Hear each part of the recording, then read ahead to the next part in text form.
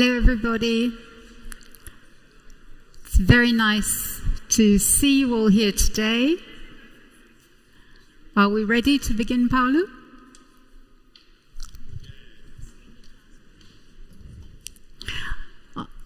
Distinguished guests, on behalf of the Austrian Ministry of Education, Science and Research, and the University of Vienna and the TU Wien, I'd like to welcome you to this conference, which marks 5 years of the European Open Science Cloud, EOSC.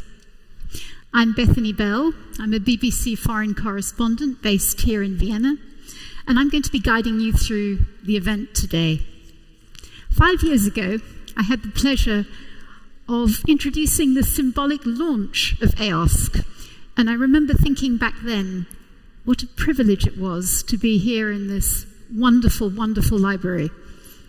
And also how very strange it was to be speaking so very loudly in a place where every instinct tells you that you should be whispering. And I'm struck by that again today. Today we're going to be shouting about the 5 years of development of the European Open Science Cloud and discussing the opportunities and the challenges that lie ahead. Before we begin, I'm told that if anybody needs internet access, you can get the login details at the info desk. And to get us started, I'd like to invite two people who were involved in the launch of EOSC here in this wonderful space 5 years ago. Stefan Hanslick from the Austrian Ministry of Education, Science and Research, and Paolo Budroni from TU Wien give us what they call a moment of truth. Can you hear me? Okay, now.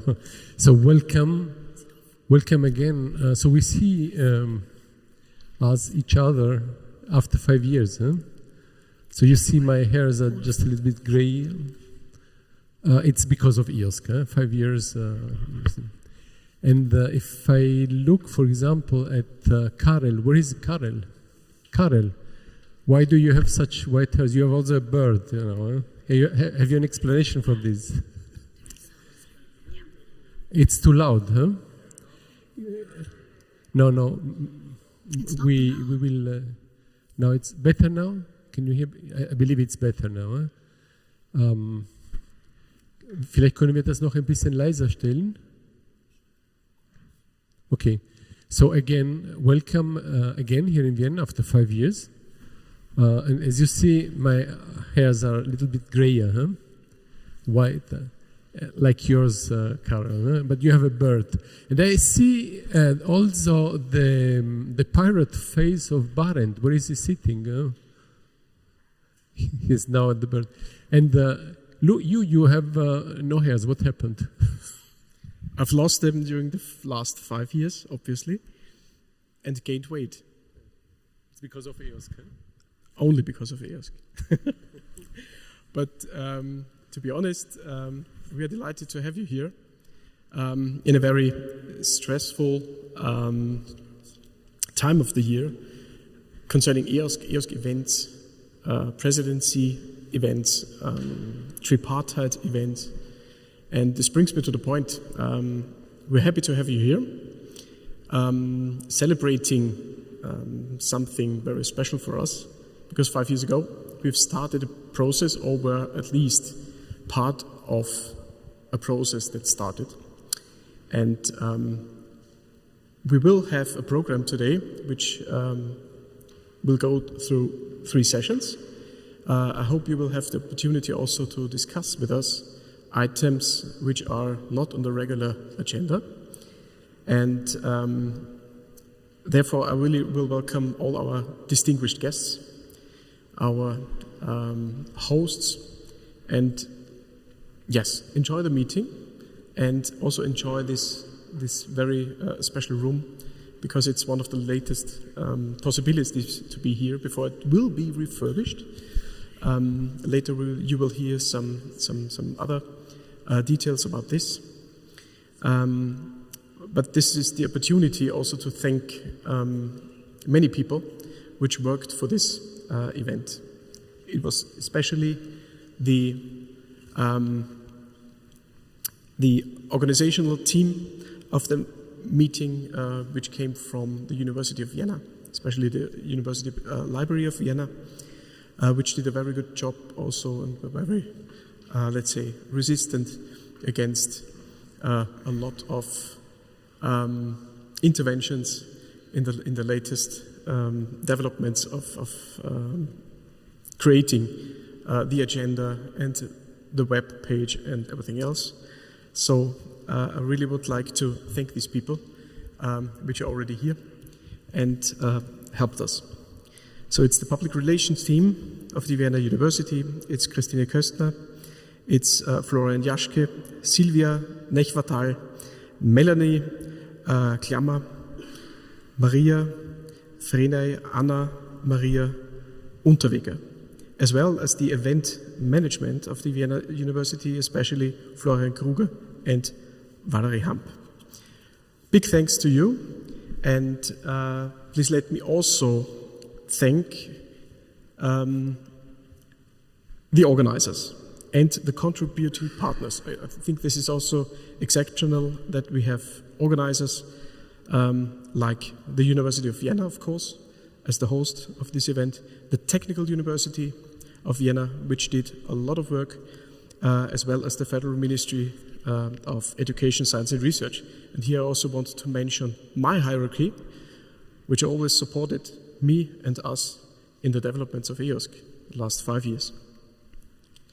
So let me come to one specific thank you. Thank you to the program committee. And here I have to mention the persons which were behind this program committee, creating and reflecting on the agenda of this Lustrum. And this was, first of all, Paolo Bodroni. Thank you very much for the initiative. Of course, Jean-Claude Bugelmann and Larry Lennon, who is not here with us at the moment, but he will be online connected to us from the United States. There's Karel Leuben, of course, which was also a big player and very ambitious in the creating of this agenda. Walter Schaller, who is also with us on the via the internet. Maria Seisel as the host and also the person who has 5 years ago as the idea to make an event here in this reading hall. And of course also the European Commission represented by Michel Scoop, and last but not least Peter Wittenburg, who also was very active, rather active, and will be active on the podium later on as well. Just to not forget also those participants who cannot be here with us today, I also thank them that they are finding time to be with us via Zoom link or via our stream. And yes, this brings me to the next slide, please. Yes.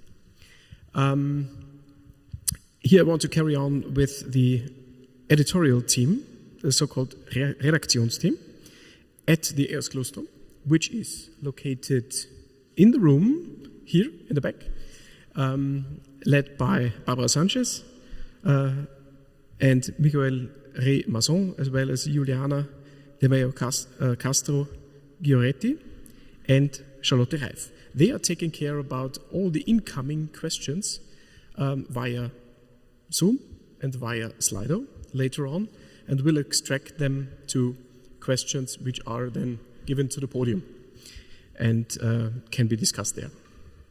So next slide, please.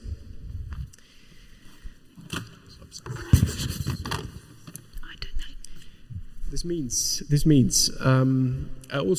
we have to give a note regarding the case of an emergency, as this is a very old-fashioned hall, and I think also the fire sensors are turned off because of our meeting here. In case of an emergency, please remain calm, so do not panic. We have two exits. They are here on the right side where you came in, and on the left side in the back. So there's enough and plenty of space for you if there is an emergency case. So please, you reach them directly, as I said, via the emerging doors in the back and on the left, and via the foyer where you came in. Having said that, I guess we can go to our real program, and therefore we also very much welcome, next slide please, Bethany Bell. She is, I can say, our foreign correspondent from BBC here. She's also very well known from our event 5 years ago, and we are happy to have you here, and I'll give you the word for the next hours, and you will guide us through the rest of the day. Thank you. Thank you very much indeed. Thank you. If I could now invite you.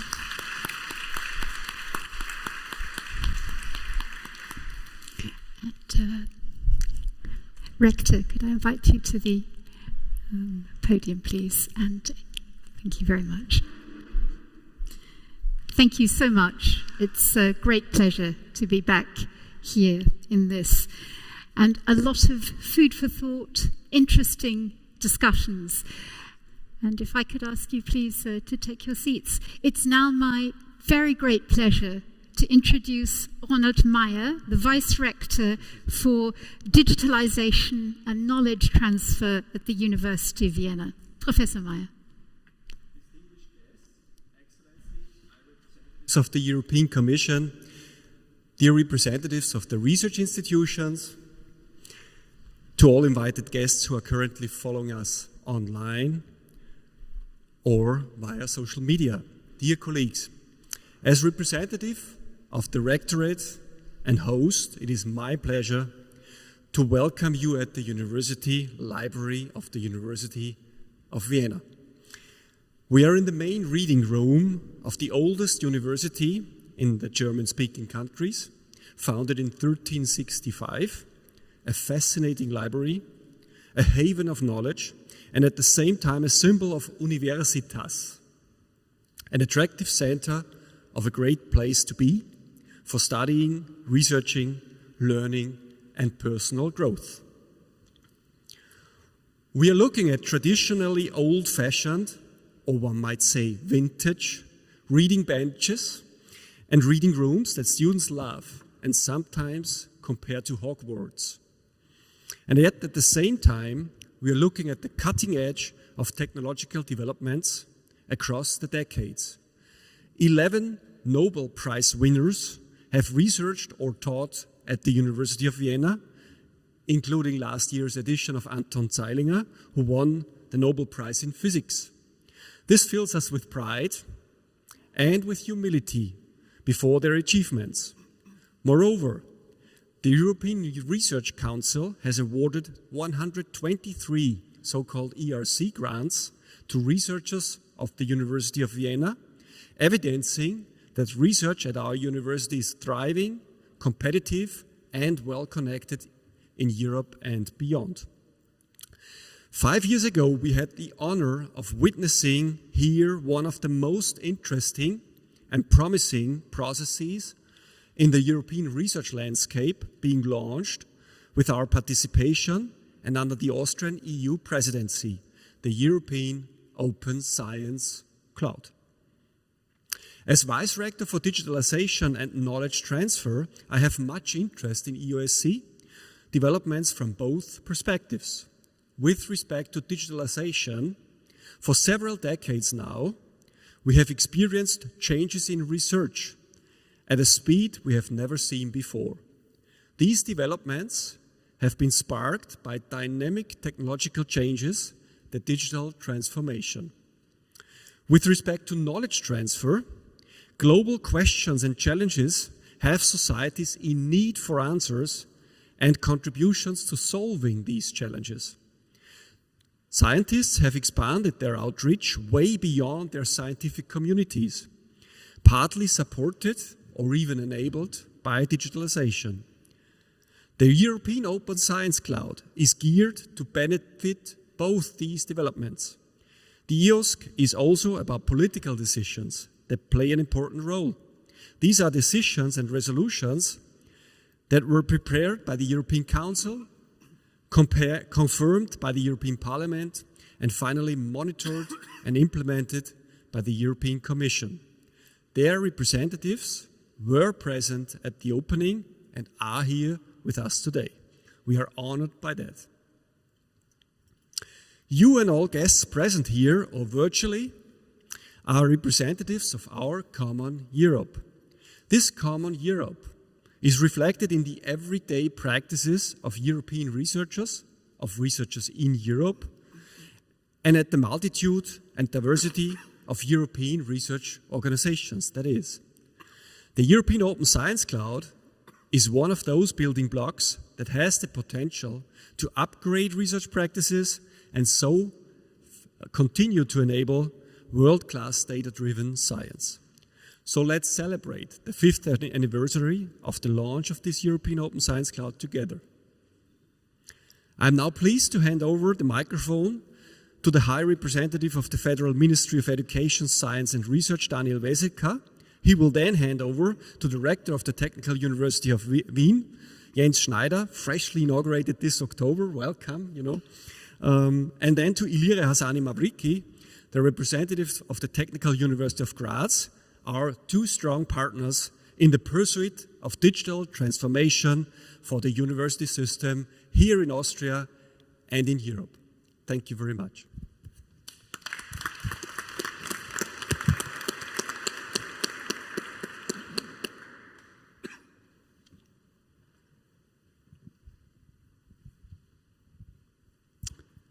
Thank you very much, Professor Meyer, for your kind words and for hosting the event. Thanks to the technicians that the technique is now working better. At least I do not hear any echo again. Excellencies, high representatives of the European Commission, to all who are following us online, dear colleagues, dear distinguished guests, I represent the Austrian Federal Ministry for Education, Science and Research. I have the pleasure to be the Director for Basic Research and Research Infrastructures. And it's truly an honor to be part of the gathering in this magnificent setting. I like the motto, all about everything. I just returned from Chile. Far, far away, a little jet lag is still on my mind and head. And there I had been as a representative of the European Southern Observatory. When you are there in the desert of Atacama and you see this great sky, you have a feeling for all and a feeling about everything. It's just amazing. The University of Vienna's historic reading room here, also amazing, as we have just heard, is a treasure trove of knowledge. It's remarkable to witness the harmonious blend of tradition and cutting-edge technology in this unique environment. Tradition, it's still the wooden tables. Cutting-edge environment is the great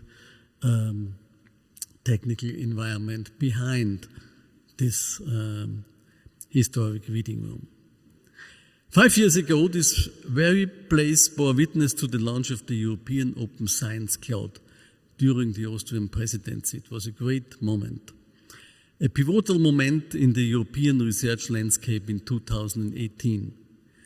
It was quite a remarkable journey that began with our involvement under the Austrian presidency. Over these past years, we've seen research evolve at an unprecedented pace, driven not only by technological progress, but also by the vital political decisions. Decisions and resolutions made by the European Council, confirmed by the European Parliament, and effectively implemented by the European Commission. We are grateful for the presence of their representatives here today.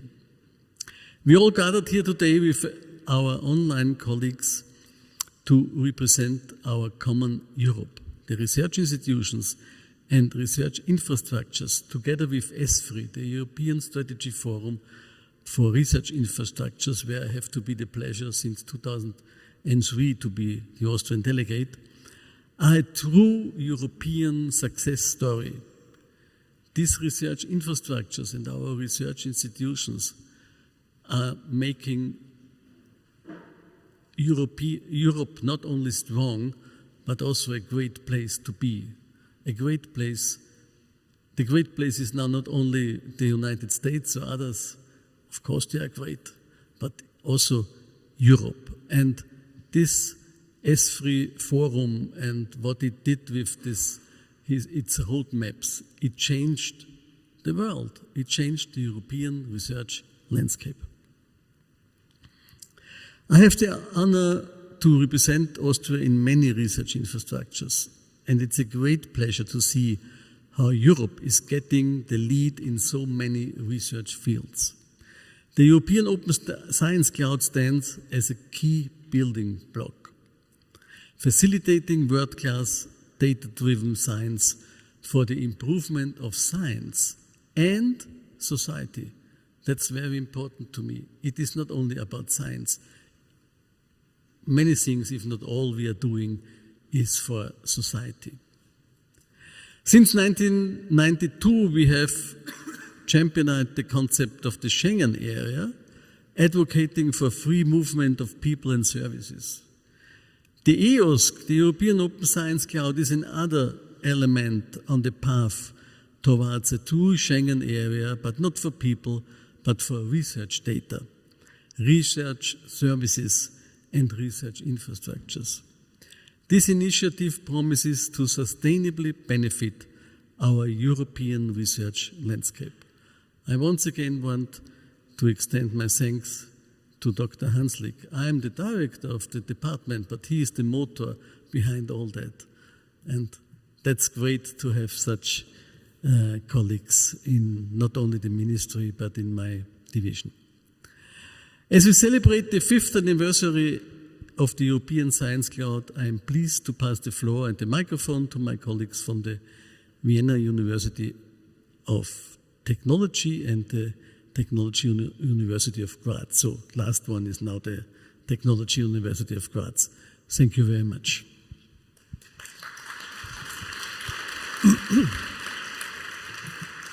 Yeah, thank you very much. Thank you very much, Professor Meyer, for the introduction, and thank you, Mr. Wieselka, for the kind introduction. Dear guests here in this hall, and of course it's a beautiful hall, the first time to be here for me, and all buildings sometimes come also with some problems, so the acoustics, of course, is something I know also from my home institution. It's always a challenge, but I'm grateful that this also works out. Dear representatives from the European Commission and everybody joining us online, it's a great pleasure for me to stand at this podium. You just heard I was just inaugurated about a week ago, and I'm really happy to be here the first time in this beautiful building. And as I represent the largest technical university in the country, and we were fortunate that last week also the new Nobel Prize winner of physics of this year, Ferenc Krauss, who did his research at TU Wien, visited us. So there's also some links. So maybe every year now, I hope that we can get Nobel Prizes. I'm not sure that this was maybe just by chance, but I'm really grateful for that. And the Technical University here in Vienna, so the TU Wien, is not only a guest in this wonderful space today, but we are also an active co-creator of the EOSC construction process. I think this is extremely important because if you look around, of course, at that time when this building was built, the knowledge was in the books, and now the knowledge is in the web, and the knowledge is in the digital surrounding, and we need that collaboration, and I can imagine that this is really the start of a very promising treatment of the FAIR principles. Together with the Austrian Federal Ministry of Education, Science and Research and the European Commission and our hosts, the University of Vienna. We contributed to the launch of the EOSC 5 years ago, you just heard, and the EOSC Secretariat project initiated at that time saw us as a contributor to the process as well as supported the interim governance of the Science Cloud. So this is important because I think at the same time there always come some challenges with such projects. Just to name two, the question is if we have the fair data and we treat the data fair, what do we do with people that do not treat us fair, and are they included or not? And the other big challenge I think we have, how is this linked to artificial intelligence, for example? Yeah? How are multinational companies interfering with what we do and what we give them for free and give for fair? But these are just to name two, but I think this is nevertheless very important to do this project. I just quoted from the project website, which I looked yesterday. So it says, it was a crucial time for the development of the EOSC and the project supported by the EOSC board and its working groups to pave the way for the implementation phase of the European Open Science Cloud now underway and the establishment of the EOSC partnership. And we, so together with our colleagues here from Austria, the Austrian institutions have been actively involved in building this European knowledge hub in recent years and have enabled the convergence of our own competences in this field. And I can say with conviction that the European Open Science Cloud is helping to create a true convergence of knowledge in Europe. And I just want to quote here Mr. Wieselka, because I also had the link to the Schengen. And when I was in Schengen just a year ago, I learned that at that time, when it was signed, the contract, it wasn't even signed by the Ministry of France, but France was hesitating at that time. They didn't really, they were not sure. So there was only a representative from France coming.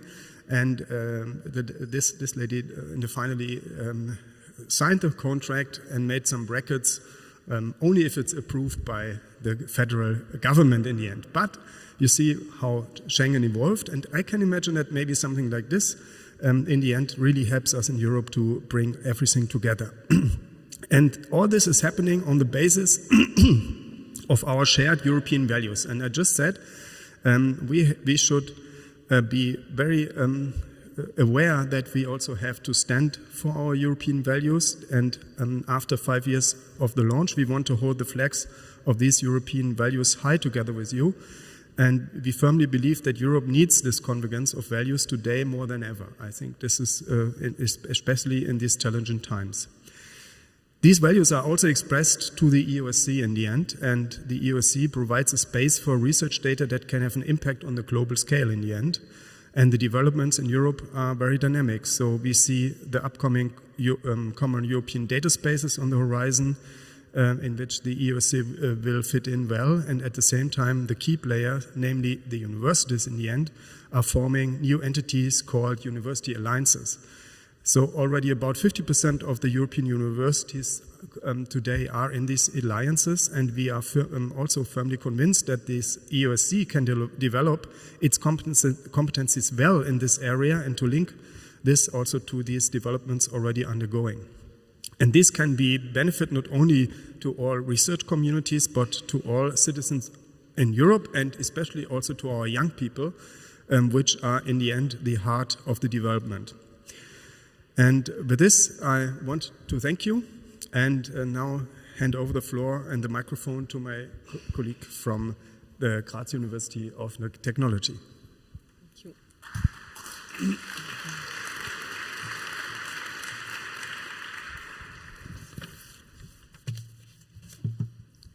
Thank you very much for the opening words.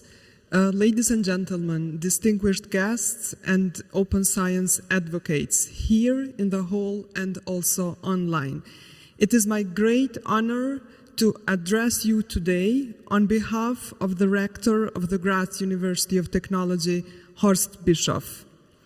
We gather here today at this EOSC Lustrum event to also commemorate and acknowledge the progress that we have experience in the last years when it comes to the commitment of the community as a whole in the open science and European Open Science Cloud realm. Graz University of Technology is also fostering a culture of openness, collaboration, and transparency when it comes to moving forward the research and discovery across all the disciplines and fields of expertise. How we do that? We try to work on 3 crucial levels. So starting from the institutional commitment, TU Graz fosters the digitalization and the transformation that it comes with it across 4 different fields, which is education, research, administration, and third mission.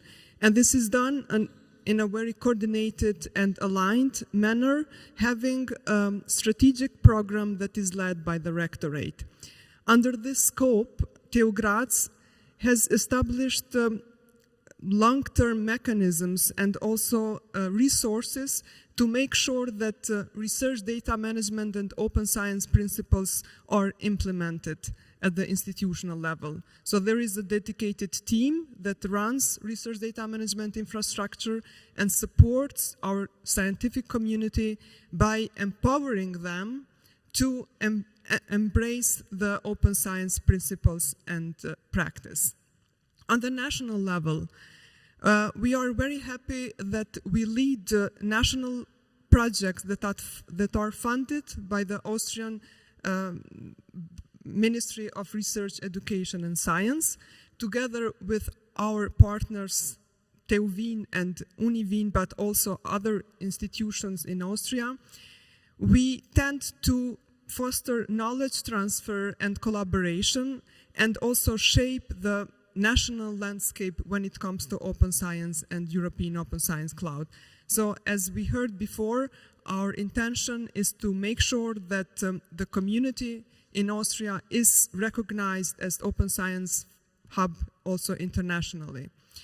On the international level, TU Graz is a member of the University Network for Technology, Innovation and Engineering, UNITE, and there are designated teams that contribute with open science, EOSC, and also research data management topics.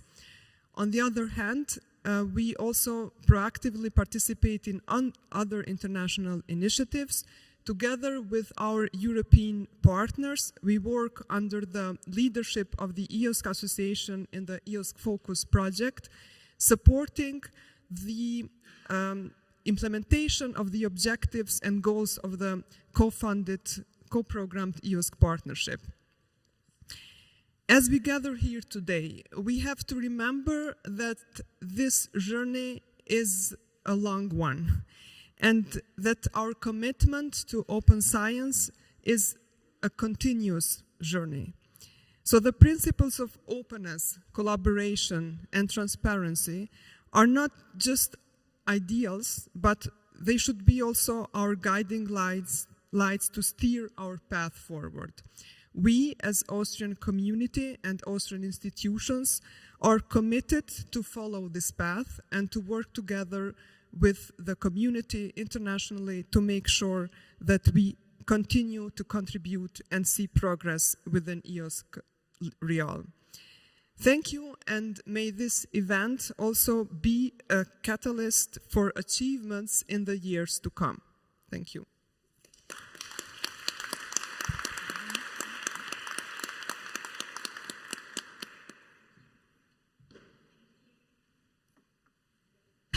Thank you very much indeed for those tremendous remarks opening the conference today.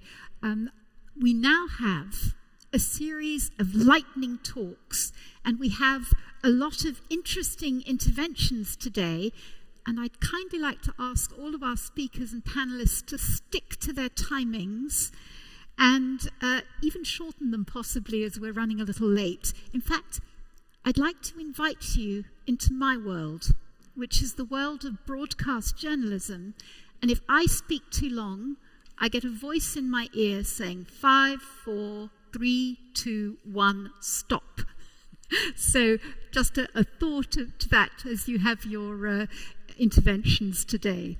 I'm also told if anybody here or online has any questions, please go to slido.com and type in EOSC, and the questions will be answered later in the day. But our first speaker today is Dr. Paul Iris, who joins us via video link from UCL University College London. Dr. Iris. Distinguished colleagues, open science advocates, thank you very much for this opportunity to talk. I think someone in the conference organisation is putting up my slides for me, please. Yes, thank you very much. So I am Pro-Vice Provost here in UCL, the largest university in the United Kingdom in terms of student numbers. I'm going to talk about and celebrate the European Open Science Cloud in its first 5 years of existence. Next slide, please. Let me say that all universities are committed in a global sense to the principles which underpin the EOSC. And for us in UCL, as a member of LERU, the League of European Research Universities, we have done this with our Sorbonne Declaration. Next slide, please. The Sorbonne Declaration is a declaration of intent by university associations across the world. And you see here on the screen the different university alliances who we brought together in Paris, pre-COVID, I'm glad to say, and together all signed the declaration. Next slide, please. These are the principles which underpin the Sorbonne Declaration on research culture and research data management. And we think they underpin everything that the EOSC is trying to achieve in its rollout across Europe. We believe in fair data. We advocate that all these principles about openness and sharing and mutual respect are integrated into institutional research data policies.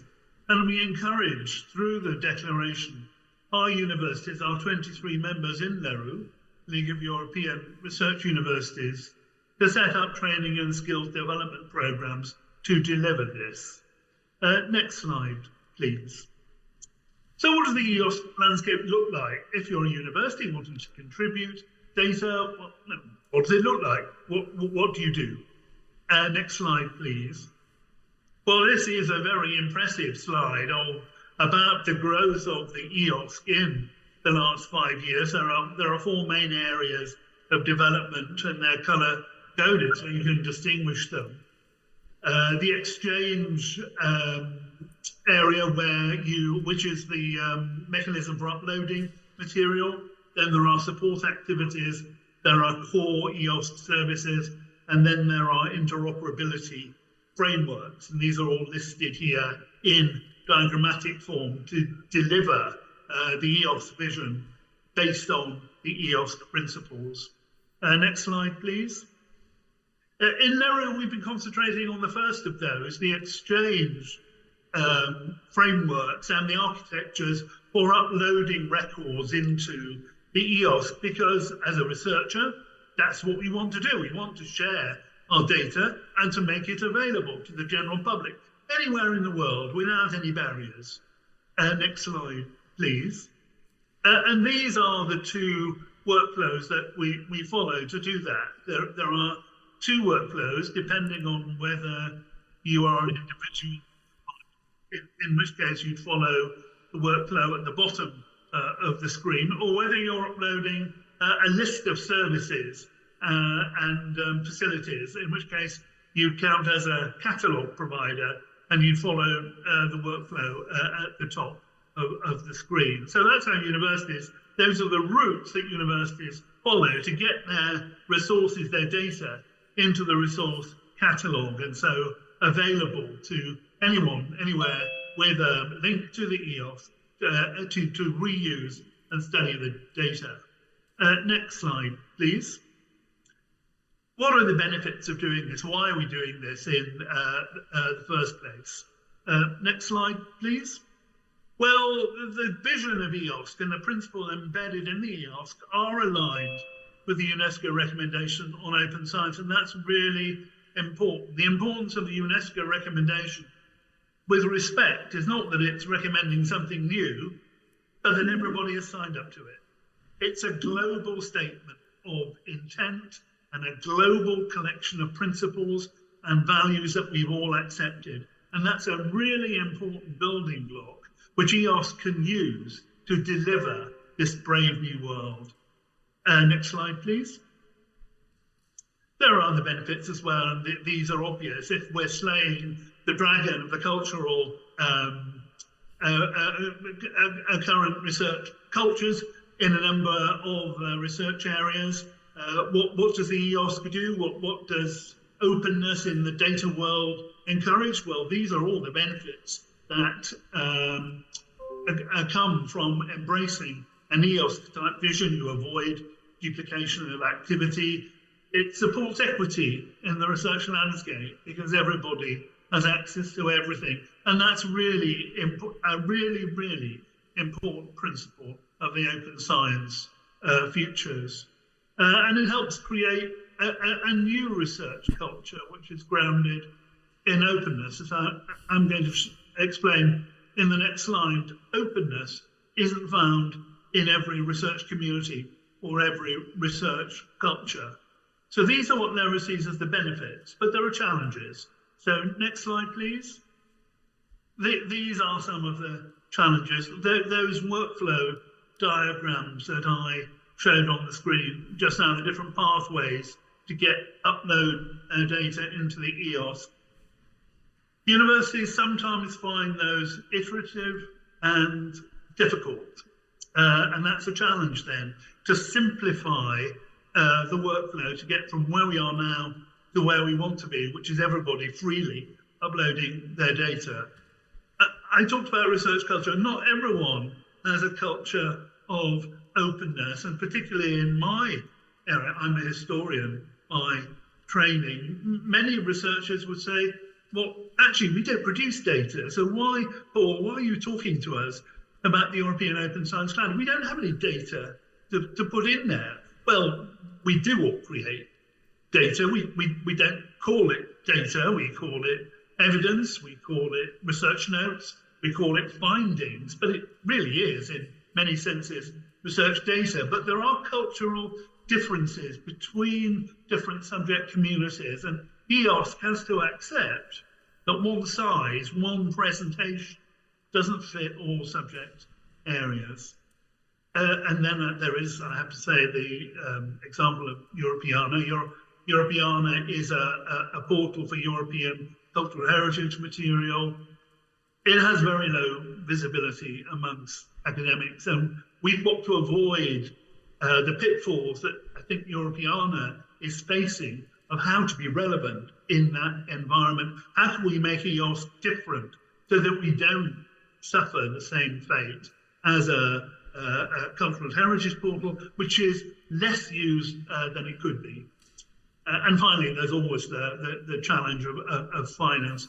Not all universities can currently fund the necessary infrastructure. In the first EOSC report, we identified how many 100,000 data stewards needed to be created, roles of data stewards needed to be created in order to make the EOSC a reality and for us to reap the benefits of this approach. They cost money. Not all universities would say, I'm afraid, that is the number one issue on my radar screen, so I'm going to fund those. So that's a challenge, and we haven't, as a community, overcome that challenge of how to develop the necessary soft infrastructure to deliver on the EOSC vision and values. Next slide, please. And so my conclusion, as we're celebrating 5 years of illustrious EOSC development, how can we conclude? Where are we? Where do we stand in this brave new world? And next slide and final slide, please.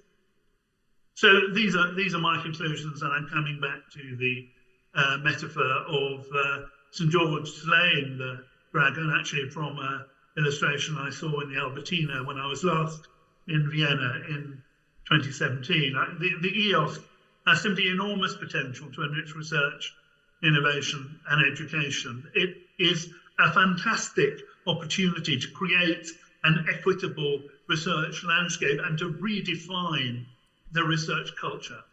It supports the global UNESCO Open Science recommendation. And as I say, it helps deliver a change in the research culture by throwing the spotlight on sharing and equity. And those are really important values in an open science world. As I say, there are some challenges that still remain. We need to carry on trying to tackle these as EOSC grows in scope and in content. But the first 5 years have been successful. We have created the project. We have starting to deliver the services. Let's build on what we've achieved in the last 5 years to make Europe a leader in the global open science environment. If you have been, thank you for listening.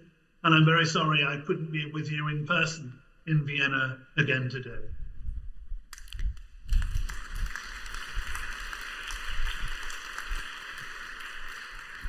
Thank you very much, Dr. Aris. The idea of an equitable research landscape, very exciting thought. It's now a pleasure to invite Karel Leuben, the president of the EOSC Association, to give your talk.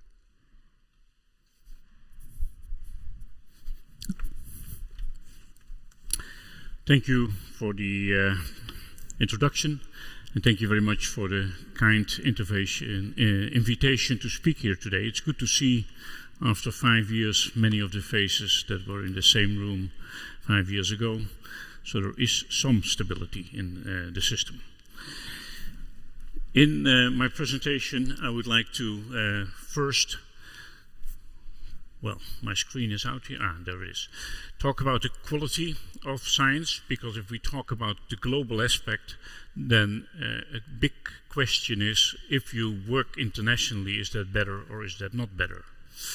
And then an important issue nowadays, especially with the geopolitical developments, is the issue of knowledge security.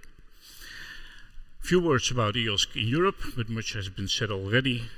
EOSC at the global stage will even be shorter as far as I'm concerned, and then I will draw some conclusions. So the question is international science better science? There's not much research done on this, but you can find an article, a recent article about research being done in the UK, and that shows that for the domains of humanity and arts, social sciences, physical sciences and engineering, and health and life sciences, in all cases, there's a tendency to have a better score in the citations, in the impact factors, in what is called here the mean normalized log transformed citation score, a very simple index, of course. But they have also looked wider than this, not only at the impact of the papers themselves, but also at the impact of the work. And the conclusion is not hard, but tendency is clearly there that it tends to be better. So journal articles written by international teams tend to have a higher quality, not only from the dimension, again, of citations. Another conclusion is that in terms of research policy implications, the results suggest that funders and research managers should continue to encourage international collaborative research, because it not only tends to be more cited, but also tends to be higher quality in at least terms of journal articles. There's another one, a study done in Italy on Italian research, and they come to very much similar conclusion. The results show that the researchers with top performance within their respective national fields and relative to their national colleagues are those that collaborate more abroad. So the tendency is that science is going to be better if we do it jointly over a large, let's say, variety of cultures and places in the world. Thus, this will automatically help for open science, because open science is the same science as not open science if there is not open science. I don't think there is not open science, but anyway. Well, we define open science as the, let's say, transformation of things to be as open as possible, as early as possible, and as openly as really can be done, but definitely based on the FAIR principles, based on the fact that the results should be findable by a machine, should be, let's say, accessible if they have access, and the machine should know what it can do with it. Therefore, the interoperability is an important aspect. Then comes the question, how about knowledge security? If we start and continue working all over the globe, is this safe? Well, not per definition, of course. In knowledge security, we tend to distinguish between three dimensions. One is the fact that we would like to prevent the undesirable transfer of sensitive technology and knowledge. Two, is that we try to prevent covert influence from, let's say, foreign states on the education and the research systems. And the fact that we should be aware on the ethical issues that come into play if you work with countries that have different, let's say, ethical standards, or that have different attitudes towards fundamental rights. These are normally the three dimensions we think about if we think about knowledge security. Interesting, if you look at the website of the the Association of American Universities, they depict this with a cloud symbol, which we had for the European Open Science Cloud in the past, but this cloud symbol is closed and all the information is in there, and there's a lock on top of it. I don't think this is the right way of depicting doing science from a university. But if you look at their website and dig a little bit deeper, they also say it's important to understand that the current state of play for research security in the country is to avoid new requirements and to duplicate unnecessary or counterproductive efforts. So basically, you see that also there the universities in America are complaining about the number of measures and the intensity of the measures taken by, in this case, the United States. If we look at the position that the Royal Academy of Arts and Sciences in the Netherlands took on knowledge security, I think that's an interesting one. They also state that the maximum effort should be done to raise awareness on this, but not new screening and other methods should be introduced. The tendency from our government at the moment is to screen everybody everywhere for everything, more or less. That's the way we say it. It's slightly less than that. This is overdoing it.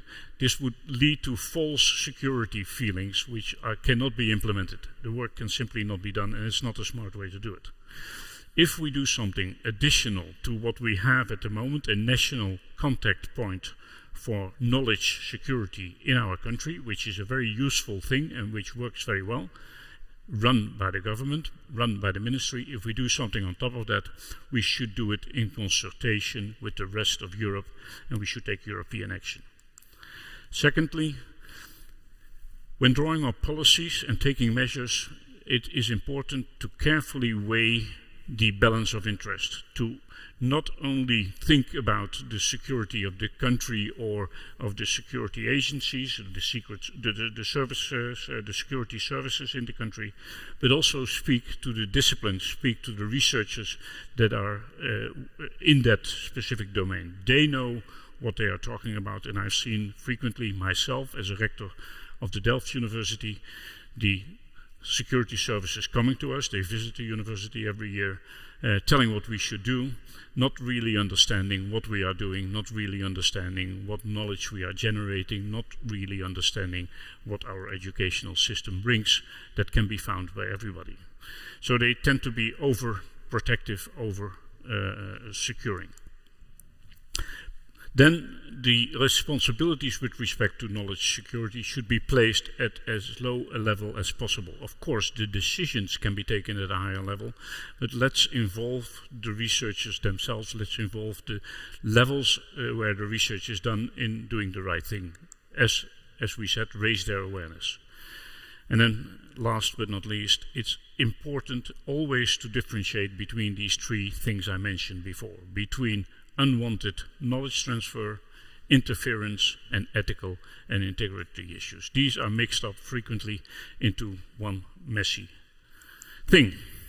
Okay, the same holds, of course, for open science. If we look at open science, and this is the definition we tend to use in the Netherlands, towards more open access, towards fair data, and embedding citizen science, basically having science as it is to science as it will be, with a number of boundary conditions, recognition and rewards, support and training, especially for the data people, community engagement, and of course you need infrastructures for that, as was mentioned by Paul Arvis before, and of course, and I tend to always call this as last, policies and regulations. In my favorite model, policies and regulations follow the reality rather than come beforehand, but sometimes it's good to do it parallel. This, together with engagement, coordination and support, is what we call open science. But is this international? Yes. If you talk about open access, which should basically be called free access, it's per definition open. Everybody can buy the journals, everybody can read it. If we talk about fair data, not everything is open. We don't talk about open data, we talk about fair data. And if we talk about citizen science, usually there's not much to worry about on what comes out of there rather than good involvement of the citizens. So open science, per definition, if we do it properly, tends to be in line with a global approach. If we look at EOSC and what it can contribute, then it is per definition a global venture. If we see the definition we tend to use in the board is, if you have computers, they can network and they jointly over the world form the internet. On this internet, we have created the web of pages, the World Wide Web. And this is a picture taken from Wikipedia. So why not, on top of that or next to that, also create the web of fair data, where the data coming out of our research, results coming out of our research, publicly funded research, is available, can be found, and is accessible for those that have access. Well, then the European Open Science Cloud, in this definition, is the European part of this. We can offer something extra for the European researchers with the research infrastructures we have, with the services we can provide, with those things we have available in Europe for the European researchers paid by European money. And by European money, I mean money coming from the countries, sometimes through Europe, sometimes directly. That is something we have to offer to our researchers, and that's what we call the European Open Science Cloud.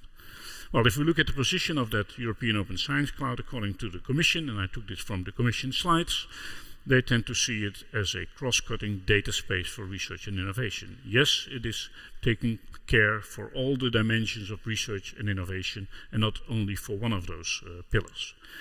So EOSC is the basis for science, research and innovation, a data space together with the other data spaces.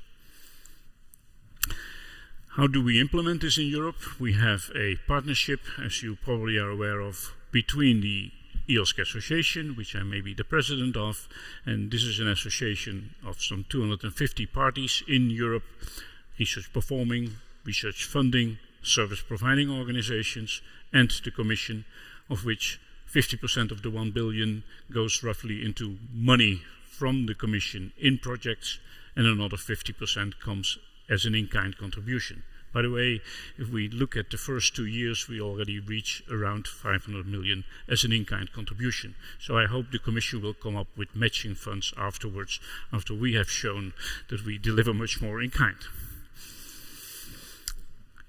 This was EOSC at the European stage. Well, the Commission always wants matching funds, and there's nothing wrong with matching the funds that come from the countries.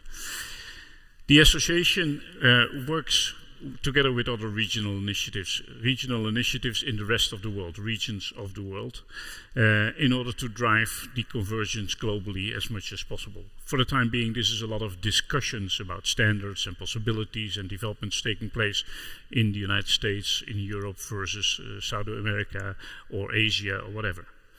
The association has the involvement in organizations like GOSC and OSCAR, organizations that do this discussion, that lead these type of discussions.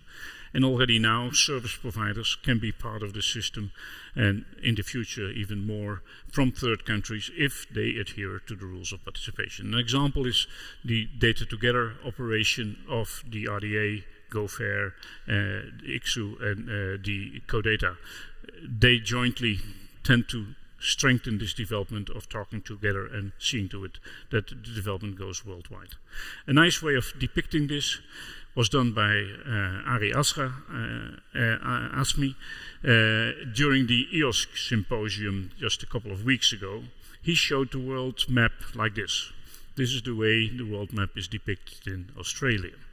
It's a little bit puzzling if you are not used to this way of the world map, but we had people coming from the different regions, from Latin America, from the United States, from Canada, from Australia, from Japan, and from Europe.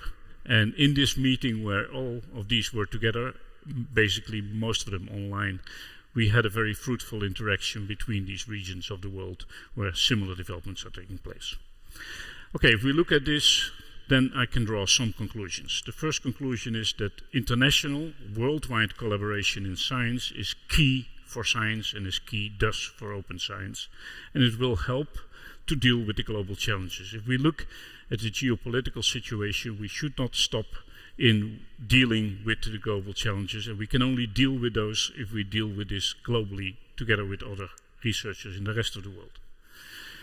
We should see to it that a careful balance is struck between the different interests that come into play with knowledge security, not only the security itself as security organizations think about, but also what is to gain from this work together with others.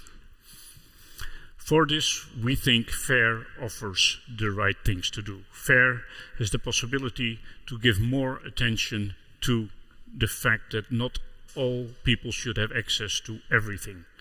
It can also raise the awareness of researchers if they work on making their data and their results fair, raise the awareness that this is an issue and that they should think about.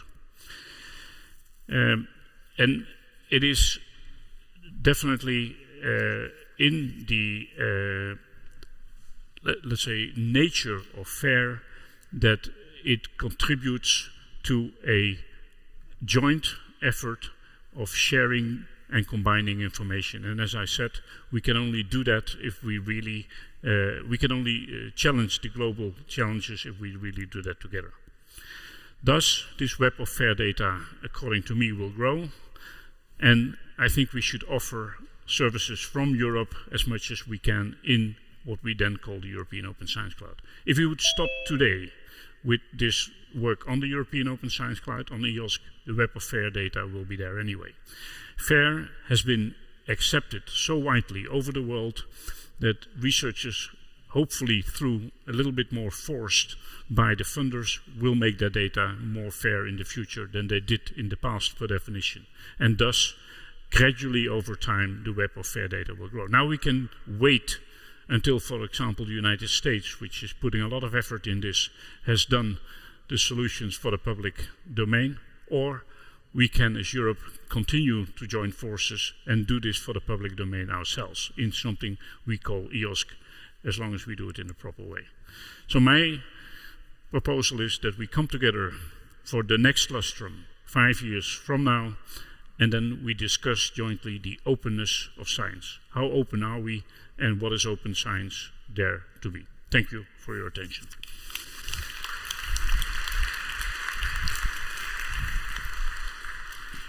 Thank you very much, Karl Leuben. International collaboration, key for open science. It's now my very great pleasure to invite Michel Schuppe the senior expert of the European Commission and the team leader on the EOSC in the Open Science Unit of the Directorate General for Research and Innovation. The floor is yours. Thank you very much, and good morning, everyone. I first would like to thank the Austrian host for organizing this important meeting after 5 years of EOSC implementation. I also would like to say that it's a great pleasure for me to see many familiar faces of EOSC doers in the room, and I guess probably remotely as well.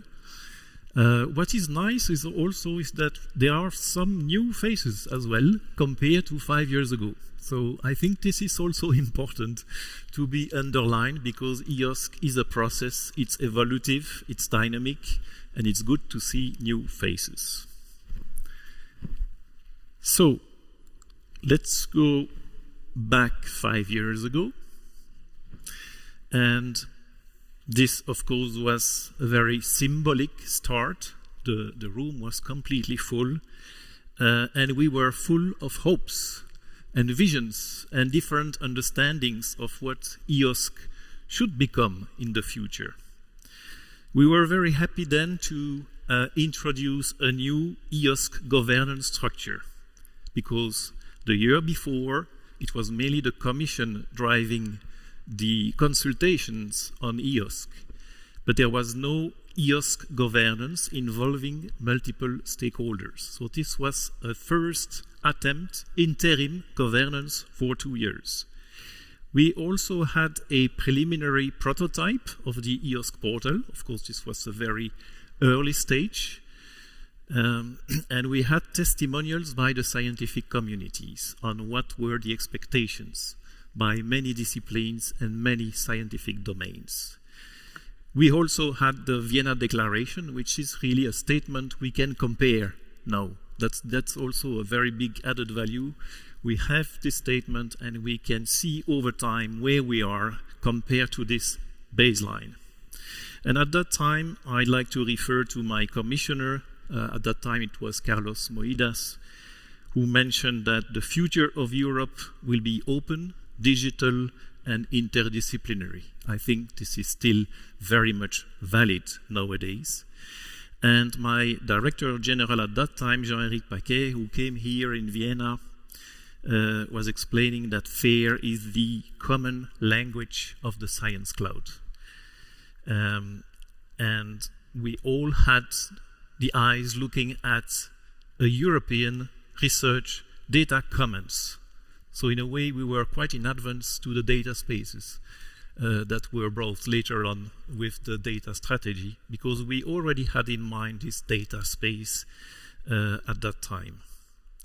And finally, the Science Cloud, he said, gives a lively example of the way we work in Europe with co-design and co-creation. So this is really important to remember. Now let's move to 2019, because yes, as I said, there were many different understandings of what EOSC could be, and the first interim governance was confronted to the big task to order a little bit the things and to provide some priorities. And this is, I like these slides very much, because this shows a mind mapping we did with the governance of EOSC at that time. It was in Milano. And you could see here that EOSC was representing hopes in many different directions. And I think that was the task of the first interim governance, to start structuring this. What is a minimum viable EOSC? What is a minimum valuable EOSC? We were saying that at that time. So viable and valuable is not the same. How to speak with one voice with the research community. What would be this core node of the federation? Because we were already referring to a federation at that time. Who would own it? So many questions that actually are still extremely valid. So this brings me to the jigsaw puzzle of EOSC. Being cross-border and cross-disciplinary by vision, EOSC is of course extremely complex, multidimensional, multifaceted, and that's why we need to involve multiple stakeholders.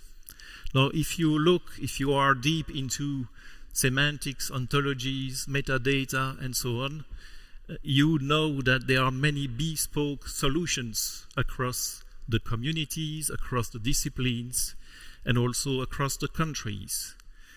There are historical, cultural reasons for this, but what I can say is that the pieces of the puzzle were not designed at the beginning to match each other. That was the first problem. The second problem is that these pieces are not all nicely set in one box. The pieces are actually fragmented and spread over, at that time it was 28 member states before Brexit, and across different communities.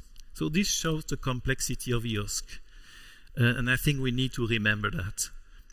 So there is a need to link resources, to coordinate and agree about common specifications and standards, and to enable brokering across disciplines to break down silos. In the end, EOSC, it's all about breaking down silos.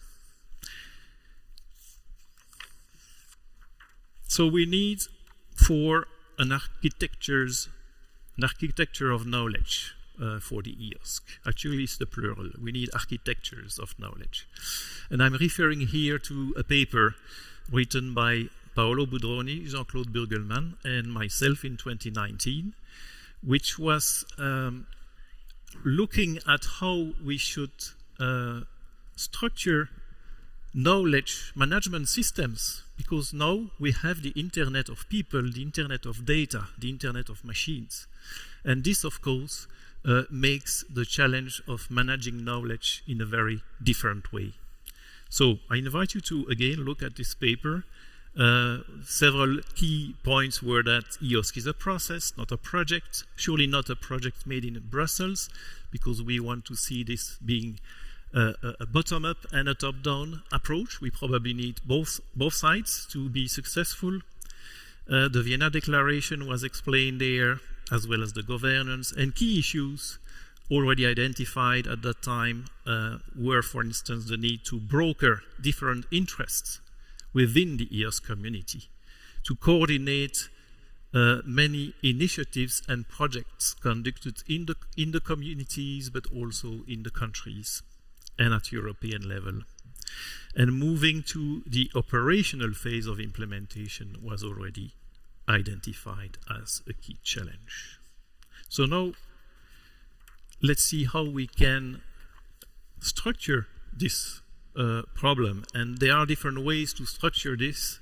I'd like to refer to a conceptual model that has been defined in the context of the RDA, the working group working on global open research commons. And you see here the main building blocks to develop a research commons. It's true at any scale, I think. Global scale, European scale, national scales within a community. You need a governance. You need rules of participation and access. You need human capacity, like knowledge centers, data stewards, general data literacy of the researchers. You need engagement because you target specific communities of providers and users. You need sustainability to operate in the long term. And then you need technical blocks, interoperability and standards, a generic ICT infrastructures with computing, storage, connectivity, AI facilities. You need services and tools that can be invoked by machines, that can be also used by humans. And you need content. You need research, digital objects, being data, metadata, software and codes, being, why not, publications, preprints, videos, PPTs, and so on. So there are different ways to structure a commons.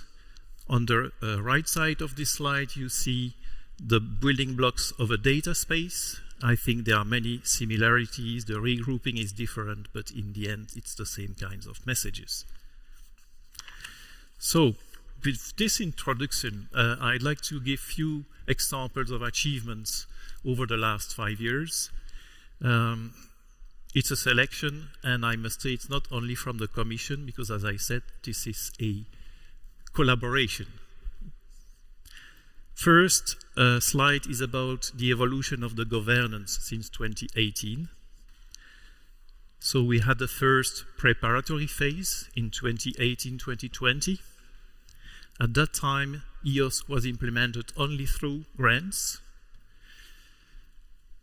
according to a roadmap which had been defined by the Commission, with an interim governance with the EEC, the Member States, the associated countries, and the research community was represented by several experts. And I would say that this governance has mainly prepared the steps for the next one, which is the current one in 2021-2027. And here, instead of a grant approach, we have a partnership approach. So it's not only EU-funded grants that implement the EOSC, it's also all these in-kind contributions that Karel was referring to that bring activities at national and institutional levels under a common heading, which is the Strategic Research and Innovation Agenda, which has allowed us to have a common vision, to agree on 3 strategic objectives, and to get the things more aligned than in the past. What will be the next phase post-2027? That's, of course, a very big question. We are currently discussing this with the current governance, the tripartite governance, grouping the Commission, the Member States, associated countries, and the EOSC Association. We will have an important meeting with and under the Spanish presidency of the EU next month. And what I can say are the trends listed on these slides. So, discussions so far show that we would like to renew the experience of the EOSC tripartite collaboration. There is a need to strengthen the participation of the Member States, a high level of integration and synchronization of the activities performed at European, national and institutional levels. Integration, yes, but also flexibility, including flexibility in financing, so in size, but also in time.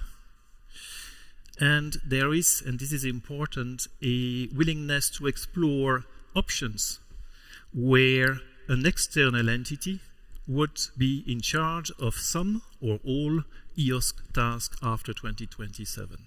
This is important because you see that since 2018 we have been from a small group of few experts representing the research community to an EOSC association being the voice of the research community, and we might go to another external entity in charge notably of the operation of the research of the EOSC infrastructure. So this is the trend you could see from this slide. Now, political momentum, I think, has been gained since 2018. I'd like to just list a few milestones in this direction. We got political support from the Council in 2020. We had a declaration by the German presidency of the EU on opening the door to a world of fair research digital objects.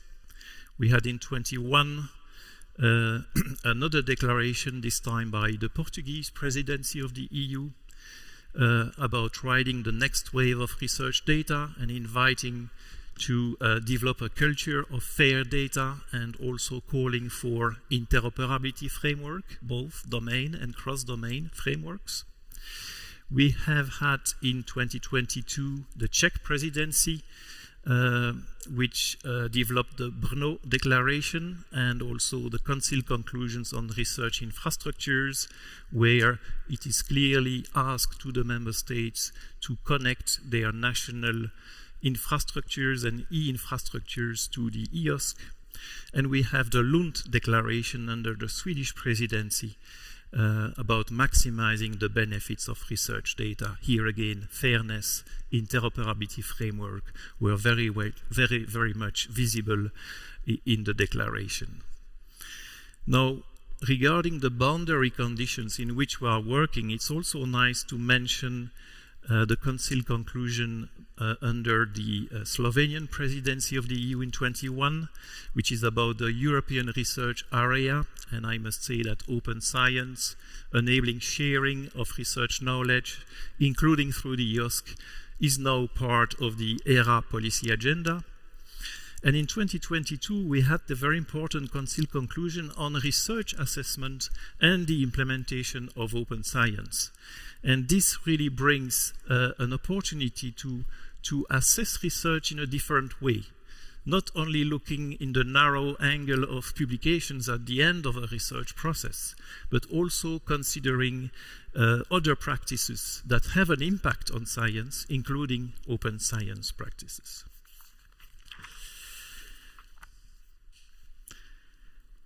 Beside the political momentum, we have also a series of policies at EU level, and I will not spend too much time on it, just refer to the European Strategy for Data and the Directive on Open Data and the Reuse of Public Sector Information. This, of course, is very much influencing the conditions in which we develop the EOSC. But I'd like to refer also to the national policies, and I'm very happy that since 2022 we have developed an EOSC observatory and also annual surveys together with the member states to collect data on many things. And the many things includes, for instance, the national policies addressing open access to publications, 23 out of 40 countries contributing to the survey. The policies including and focusing on research data, there we have 10 out of 40 countries. Policies on open source software, 6 out of 40 countries, and services through the EOSC, 6 out of 40 countries.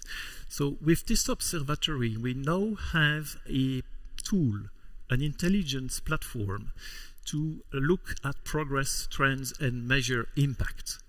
This, of course, relies on the collaboration with the member states and the participating associated countries. And I must say that the mechanism is now really well on track. So that's a really good news, and we really hope to see the numbers increasing, of course, in the future. EOSC engagement, that's another box of the model, the GORC model. Of course, we have a milestone. We had a milestone in July 2020 when the new EOSC Association was set up as the voice of the research community and a non-EU partner to the EOSC European Co-Program Partnership of today. It has grown 4 founding members. Now we have 250 plus members and observers. And you can see that research performing organizations are very much represented in the association, which is a very good thing if we want to have a user-driven EOSC in the future. Beside this, I'd like to refer to the series of annual EOSC symposia that we have been organizing since 2019, so already 5 EOSC symposia. The last one was in Madrid. We had 500 plus participants, and it was extremely dynamic. This is at European level, but at national level, many things are happening as well. We had, with the help of the EOSC Association and the responsible ministries in each country, 28 countries targeted by national tripartite events only in the period of 22 and 23. These are really important events because they are milestones in the national effort to engage their open science community, to coordinate also the activities, link activities, practices with the national policies, and to exchange knowledge about EOSC to their community and from their community to the European level. Fairness, that's a very big chapter in EOSC, very difficult to summarize everything which is happening in one slide very quickly. I'd like to refer to the Fair Data Maturity Model of 2020. There we capitalized on the Research Data Alliance, its stakeholders and its expertise to develop a set of core assessment criteria for fairness and sorting them according to what is absolutely essential to be addressed, what is important to be addressed, and what is nice to have. I think this was really needed because the principles themselves were, with many open ends, subjects to many interpretations. So based on this criteria, we could develop several fair assessment tools. I think there are more than 20 assessment tools nowadays.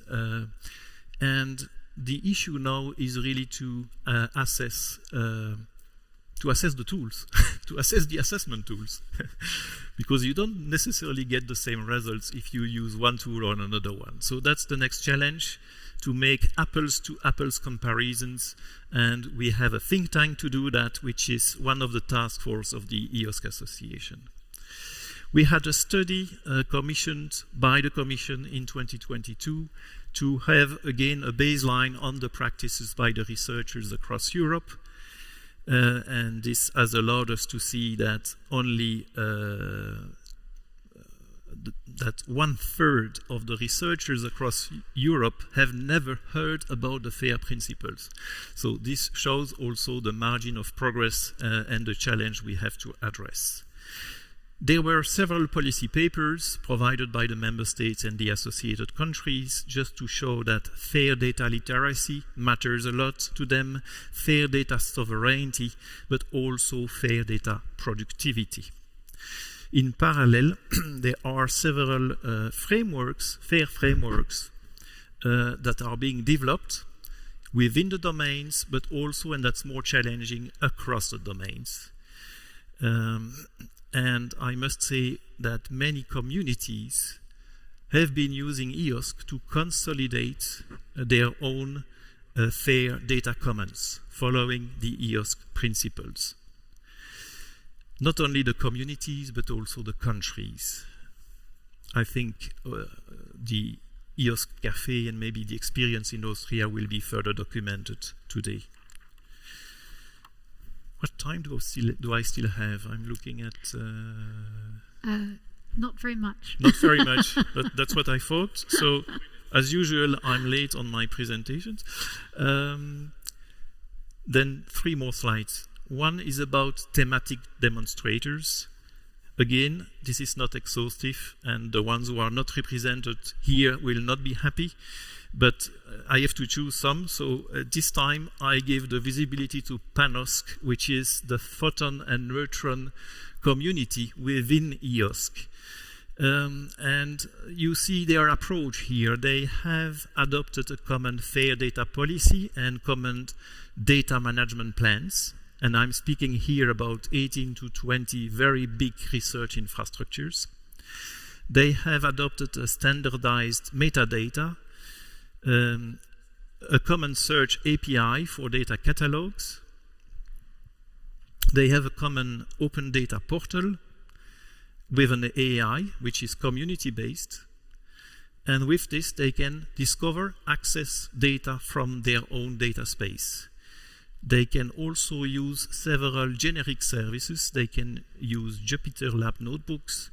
They can have visualization tools and services, simulation software, and so on.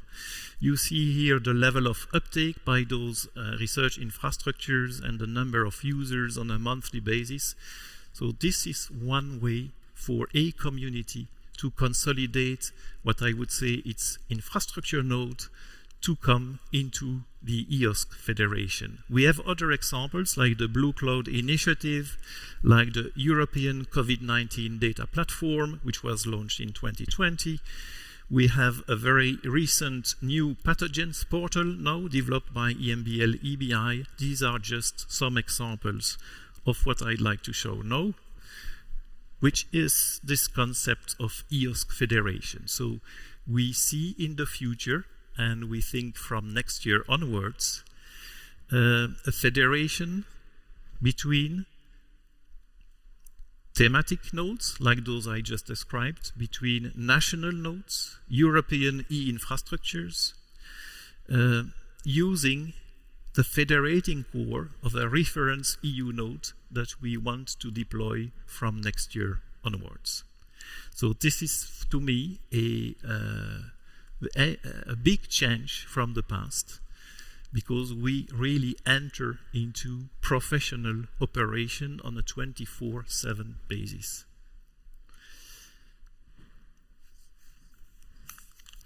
Now, time for conclusions. EOSC is a transformative, collaborative process in action. So if somebody tells you that EOSC is not there, I would not be fully in agreement with this. EOSC is a process, and this process is in action. Whether we have an infrastructure matching all the needs that were expressed in 2018, that can be discussed. But again, I'm full of hope, because I just explained, we will have an EU node, and we will work very much with the thematic operators of nodes and the national counterparts to have a rich federation in the future. So with this, I would like to thank you all.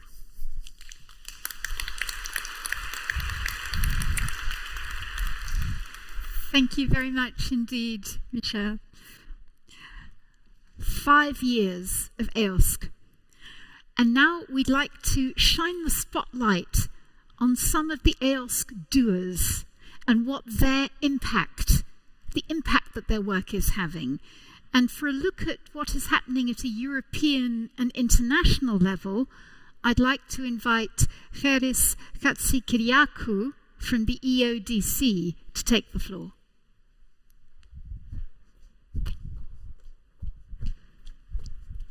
Congratulations Thank for you very pronouncing much. my name. I hope I said it okay. Challenge.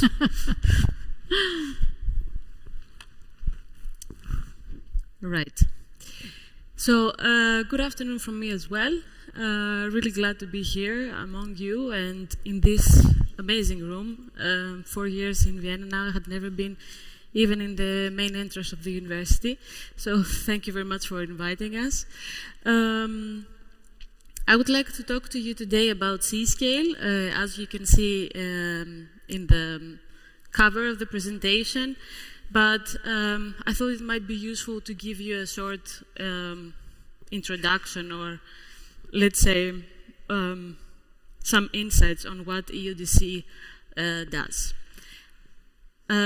So I will start with a few slides. I don't want to make it too long, but how does, okay.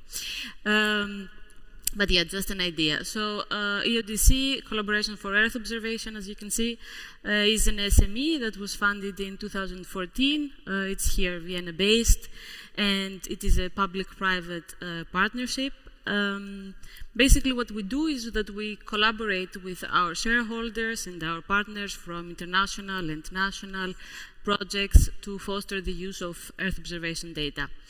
On the right side of the screen, you see our infrastructure, a schema of our infrastructure. And in the center, you can see our storage facilities, the EODC storage and the EODC backup. On the left side, you see the EODC cloud, our cloud computing environment maintained by us. And on the right side, at the top, you see the connection that EODC has to VSC.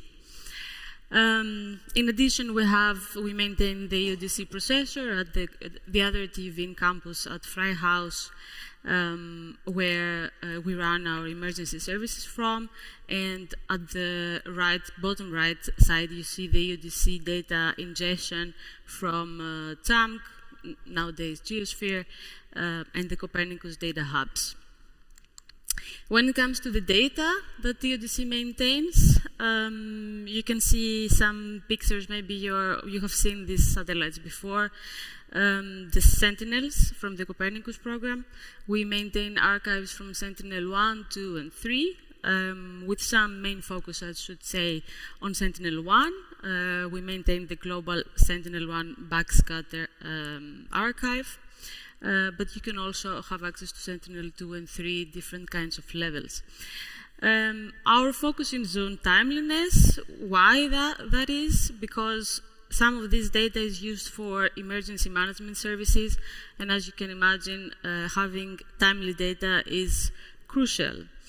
Some other data, just to be mentioned, that you can find in our storage are Aero5 climate data, historical missions from European satellites, Austrian data like the digital elevation models, orthophotos, laser scanning data, and so on. And all this is nowadays being integrated in our stack catalog, which is our main tool for the discovery of the data.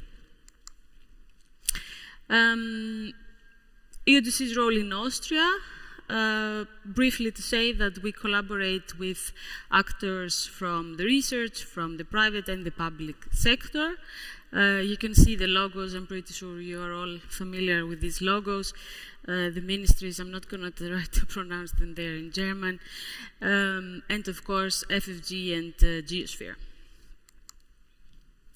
In the Copernicus operational services, EODC is active as well in 3 different categories. We participate since years now in the Copernicus Global Land service. We lead the land hydrology and cryosphere lot of the Copernicus Climate Change Service, the C3S service, and also we are the coordinator of the Global Flood Monitoring Service, which is part of the emergency service of Copernicus. And this is just to mention some international projects that we participate in, active ones, except for the last one. OpenEO platform, I'm going to come to this, so I won't say more now. The Data Hub Relay from ESA, which ensures that data, like Copernicus data from the ESA hubs are mirrored in national ground segments. Intertwin, that is prototyping a digital twin engine in a multiple, an interdisciplinary is the right word, digital twin engine.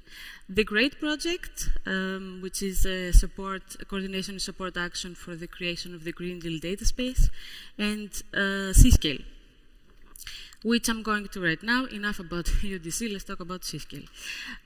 So the idea of the project came up when we realized that although we all identify Copernicus as the predominant actor for providing data sets for Green Deal, for the data strategy policies, for all kinds of Earth processes studies, we did not have an integrated compute and storage infrastructure. And that's what we thought. We thought of creating such an infrastructure and make it available to the users through EOSC. That was the main goal of the project, and spoiler alert, before the project it didn't exist. Right now it does. As you can see, it stands for Copernicus EOSC Analytics Engine, and it started in January 2021, just finished in September. It was a relatively small project in terms of budget, 2 million euros, and our consortium consisted of 11 partners from all across Europe, which you can see in this map. Just to briefly mention them, EODC, you know, EGI, I trust you all know from the Netherlands, the EGI Foundation. Our thematic partner on coastal and hydrological monitoring, Deltares from the Netherlands. Chestnut, an Earth observation and EOSC provider from Czechia. INFN, an EOSC provider from Italy, from Bari. SURF from the Netherlands, also an EOSC provider. Vito from Belgium, an Earth observation provider, also active in the OpenEO platform. GeoNet, a long-term EOSC provider as well from Greece. Cloudfero and Isa Diaz which is called actually CREODIAS, from Poland, INCT from Portugal, and TUVIN, I'm pretty sure you all know. The objectives of the project. So what we wanted to do, as I already mentioned, was to scale up the EOSC portal with a pan-European federated computing and storage infrastructure. We wanted to create this infrastructure in a co-design mechanism, let's say, with users all across Europe to make sure that the resulting infrastructure meets their needs, their requirements. So we collaborated with many different use cases, both internal to the project and external. They were onboarded in the run of the project. We wanted to pilot the provision of a distributed online Sentinel long-term archive. And for that, you can see at the bottom of the screen our main results, which I'm going to go through them right now one by one. The further data is our main service. It's basically the federation of Earth observation data archives on different data providers across Europe, and the computing resources of the providers that were mentioned earlier. As you can see, it has different components. Briefly, you see the cloud resources, the federation of the cloud resources on the right side, the HPC resources on the left side. You see that these two different components use different authentication authorization methods. On the cloud case, we use the EGI check-in, and on the HPC side, we use the SRAM from our partner SERF from the Netherlands. On top of that, we have the tools for batch processing and interactive processing, the OpenEO and Jupyter notebooks. And more on top, I would say, at the bottom in this specific schema, we have the data federation, basically the access to all of the data archives that the C-scale data providers federated. OpenEO platform is the second service. This was not created from scratch in C-scale. This is actually being worked on, being developed in a parallel project with an ESA grant. It's called OpenEO Platform. What this service offers is basically it abstracts the complexity from the user. As you can see on the left side of the screen, situation before OpenEO and the situation after OpenEO, you can see that the arrows from the backend to the clients have different colors before, which means that they were using different languages, while after the creation of the OpenEO OpenEO API, the arrows have the same color, which means that OpenEO API offers a common interactive language and abstracts basically the job from the user, the job of having to every time customize the access to a specific backend. This was in a previous project, and what actually was developed in this project, the OpenEO platform, was to create an aggregation layer on top of this, which is again a federation of different compute and data providers.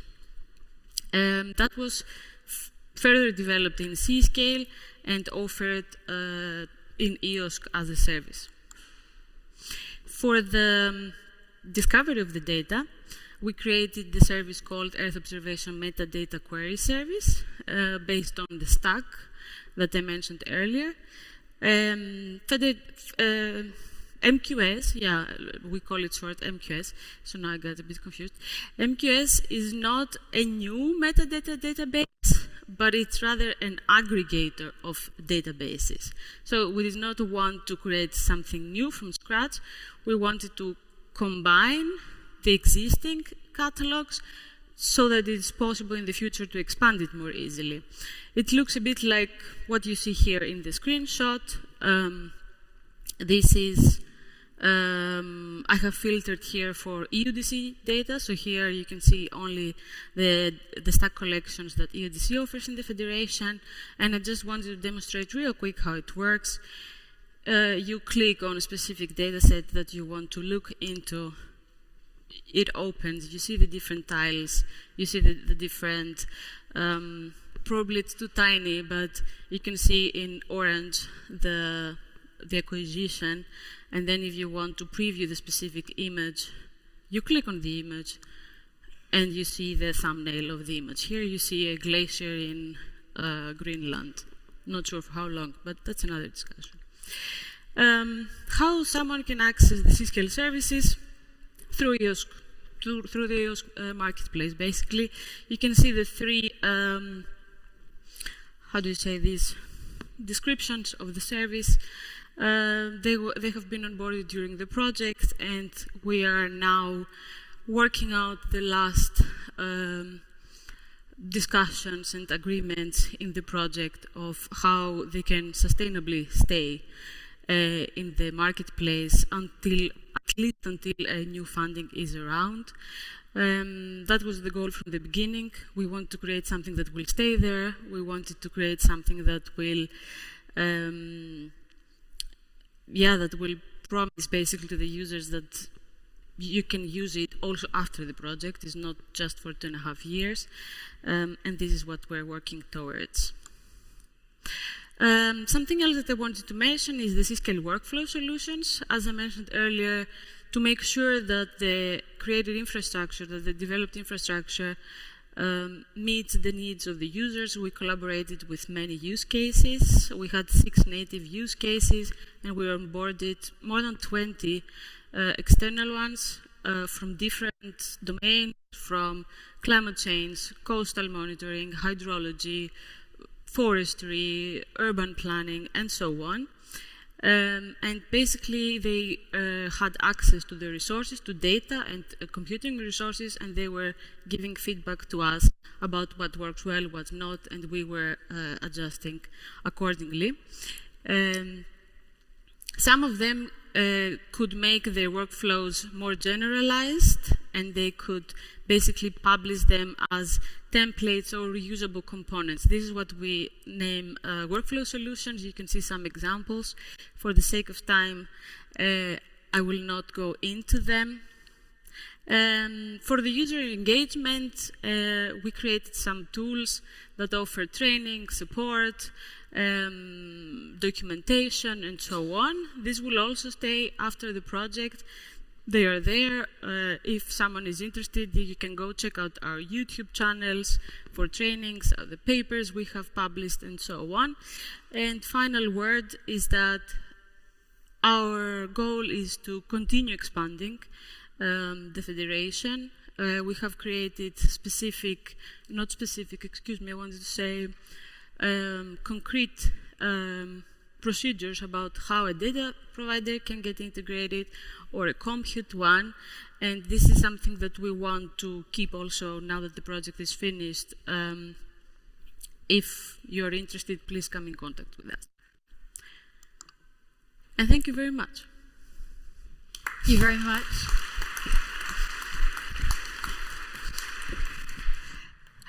And now for some examples of what EOSC doers are accomplishing at a national level. We're going to hear shortly from Switzerland, but first we're going to hear about what's happening in Croatia.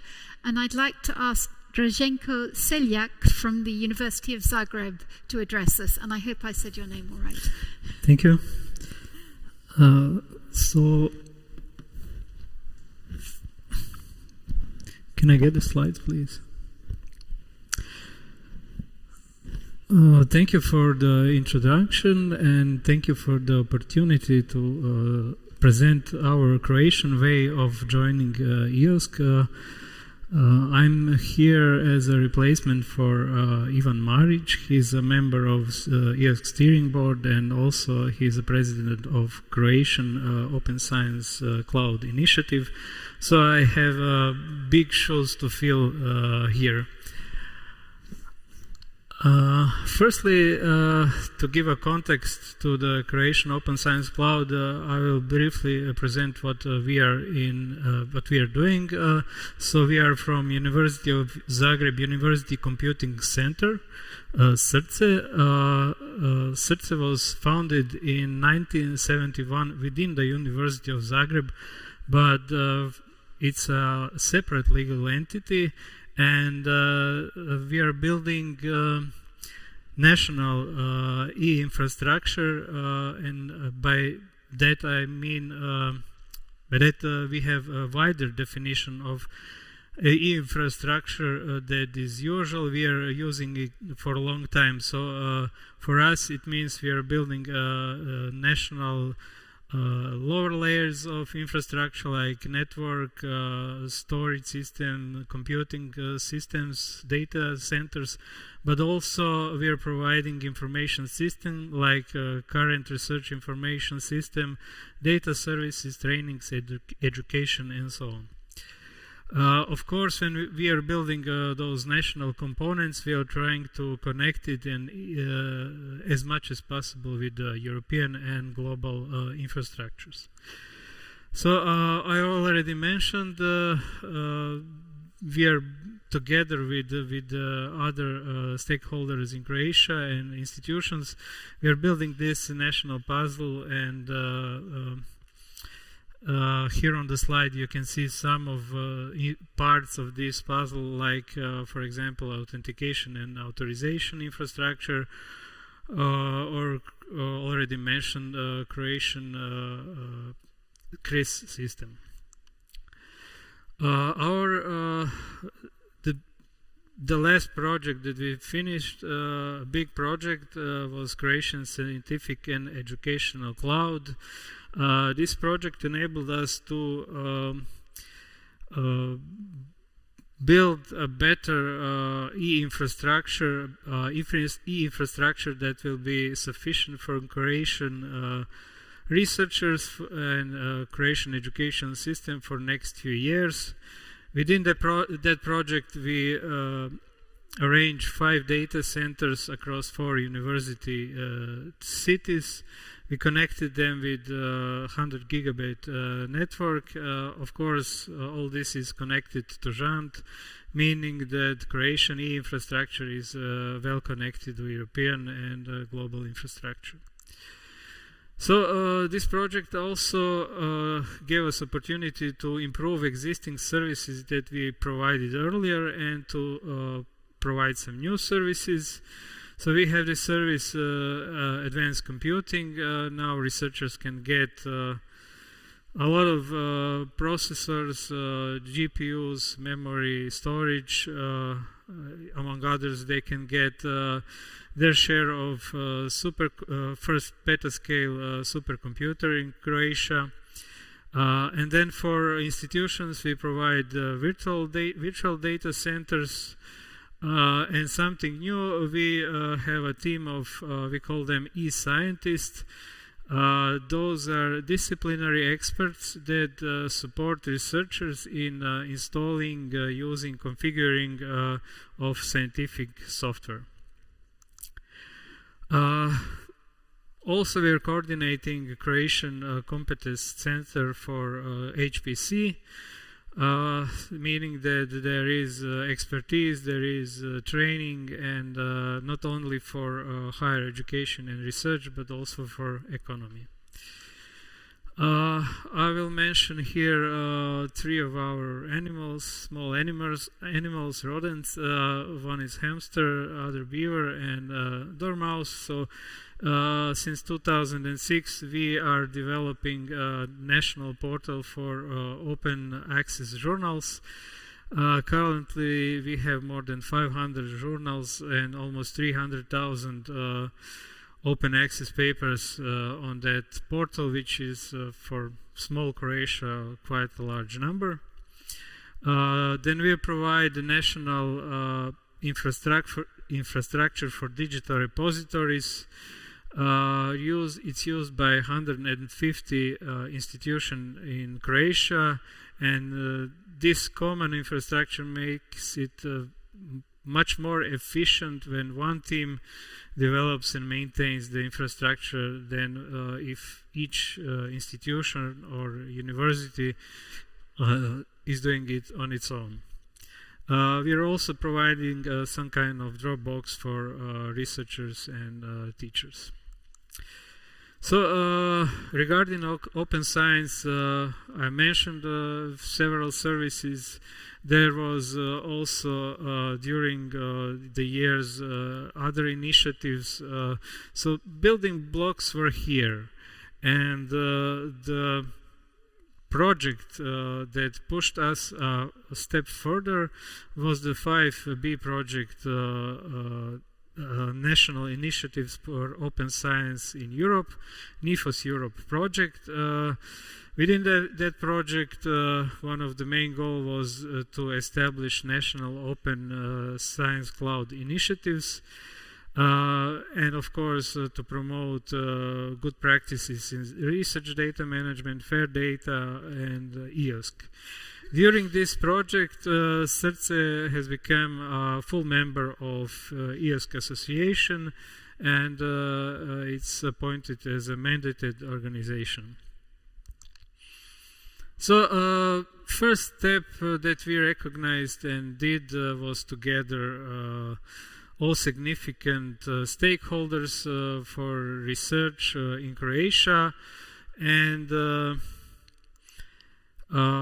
it included all universities, all publicly funded universities. It included representatives of all ERICs in Croatia, meaning Clarin, Daria, and so on.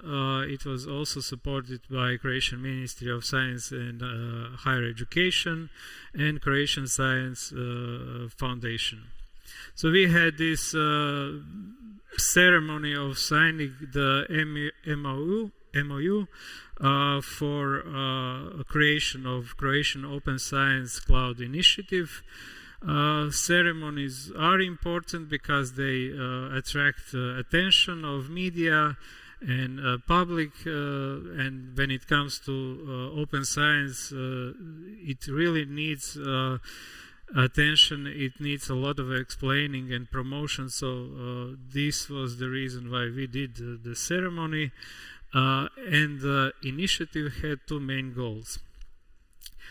One goal was to establish a national open science cloud, and the other goal was to write the national open science plan.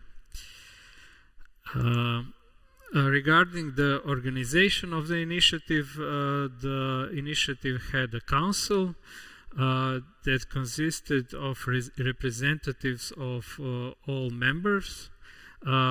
Initially it had 21 members, 21 institutions joined.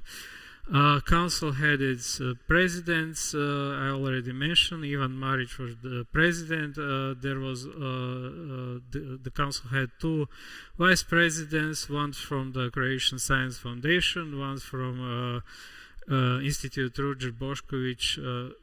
So the idea was that the presidency had representatives of all three types of stakeholders: funder, research performing organization, and service provider.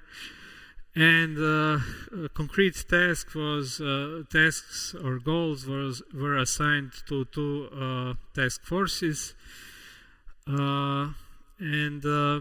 With the start of initiative, some puzzles started to get on their place. We started more coordination on the national level. And there were these results. So we have regulation or rules for this new Croatian Open Science Cloud. We have inclusion criteria for this cloud, and we are currently working on establishing the catalog of services and resources of Croatian Open Science Cloud. And I have to say all this is in line with the EOSC, and it's imagined as a building block of EOSC. As for the catalog, again, we didn't reinvent the wheel.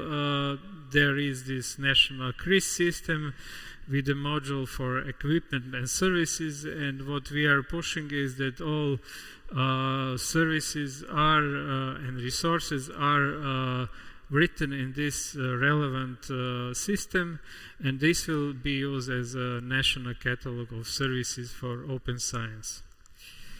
As for the training skills, we currently have some trainings, handbooks. We are trying to train researchers, train the trainers, but what we are lacking now is the training of the students, is the lack of open science in curriculum and study programs, and hopefully that will change in the next few years.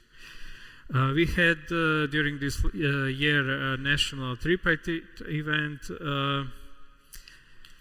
This was the place where the initiative firstly present our national open science plan. Before the summer, we delivered the plan to the Ministry of Science and Higher Education, and hopefully with slight adjustments, this plan will be accepted and will be able to move on. During this tripartite event, there were interesting topics, but that will be maybe something that we can address for, later during the discussion. I will not get in details about our open science plan. It has 10 main goals. Most of them is something that you would expect from this plan, like better understanding and implementation of open science, then open access, research data management, research software management. What I would like to point out is the last goal, which gives Open Science Cloud in Croatia a more permanent role to coordinate, plan and develop e-infrastructure and infrastructure in Croatia, and recognizes Croatian Open Science Cloud as a building block of EOSC. And with that, I will finish my presentation. Thank you very much. Thank you very much indeed. And now, as promised, we hear from Switzerland. I'd like to invite Anna Phil from the Swiss State Secretariat for Education, Research and Innovation. The floor is yours. Thank you. Great. A warm welcome also from my side. My name is Anna Phil, as you've just heard. A big thank you to the Austrian colleagues for organizing this event and for hosting us. I'm here today to present to you the Swiss landscape of open science, and hopefully to see how you can combine two different approaches, a national one and a European one. So what are you going to hear today? I'll start by providing you a quick overview of the Swiss landscape of open science. Then I'll go with more detail in the EOSC activities in Switzerland. Afterwards, I'll focus on the national activities. And finally, we'll go and see what we have to do, and there's still quite a few tasks left. So here you see a short overview of the Swiss open science landscape. On the one hand, the Swiss national science landscape is based on the Swiss open access strategy, as well as on a strategy on the open research data, or the Swiss open research data strategy. The funding for the national part comes out of our area dispatch. This means this is the national bill for education, research and innovation, which covers always a 4 years time period. And then finally, how is the implementation of this national program? So we have on the one hand public calls and projects similar to EOSC, and then on the other side we also have action plans for all the different stakeholders, and there are quite a few, to see or show them what they should do. And then on the second part, we also try to focus on EOSC and adhere to all the European principles and stay connected with our European friends. And there we also translate more or less the EOSC strategy as provided. Swiss or researchers based in Switzerland also obviously take part in the projects of EOSC. The funding at the moment comes not necessarily from the European Union, but from the Swiss government, and I'll tell you now why that is the case. So at the moment, Switzerland is not associated to Horizon Europe. We're here a third country. And because of this, we're not able to participate in the area governments or in the EOSC steering board. However, we're still trying to stay as connected as possible with EOSC. That's why we already hosted also an event this year where we invited the EOSC Association and tried to connect with our partners here.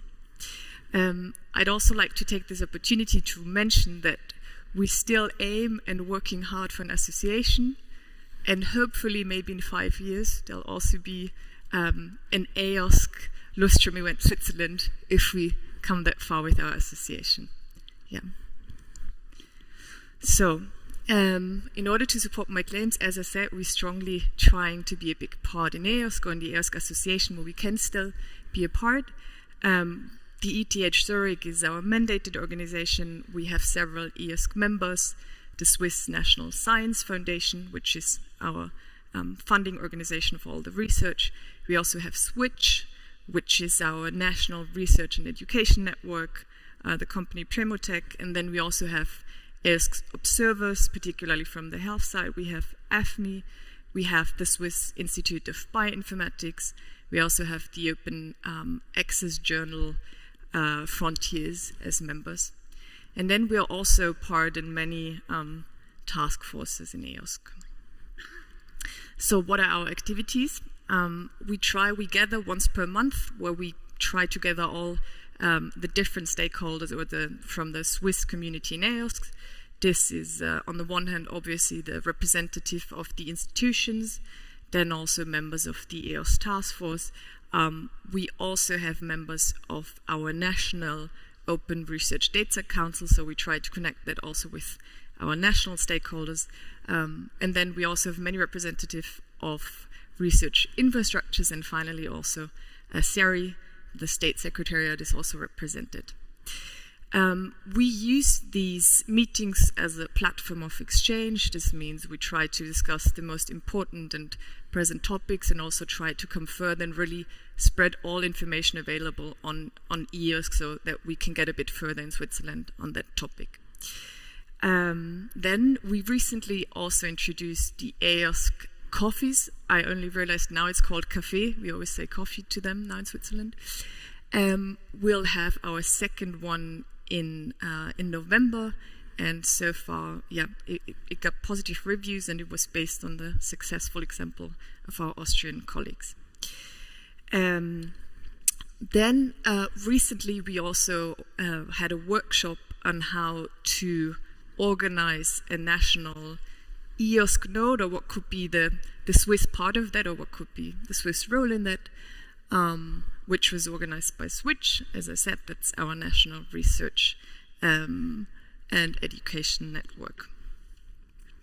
Yeah, and then our last task, what we also always try to do with the EOSC community, is really try to also strongly connect with our national open research data colleagues so that there'll be more alignment.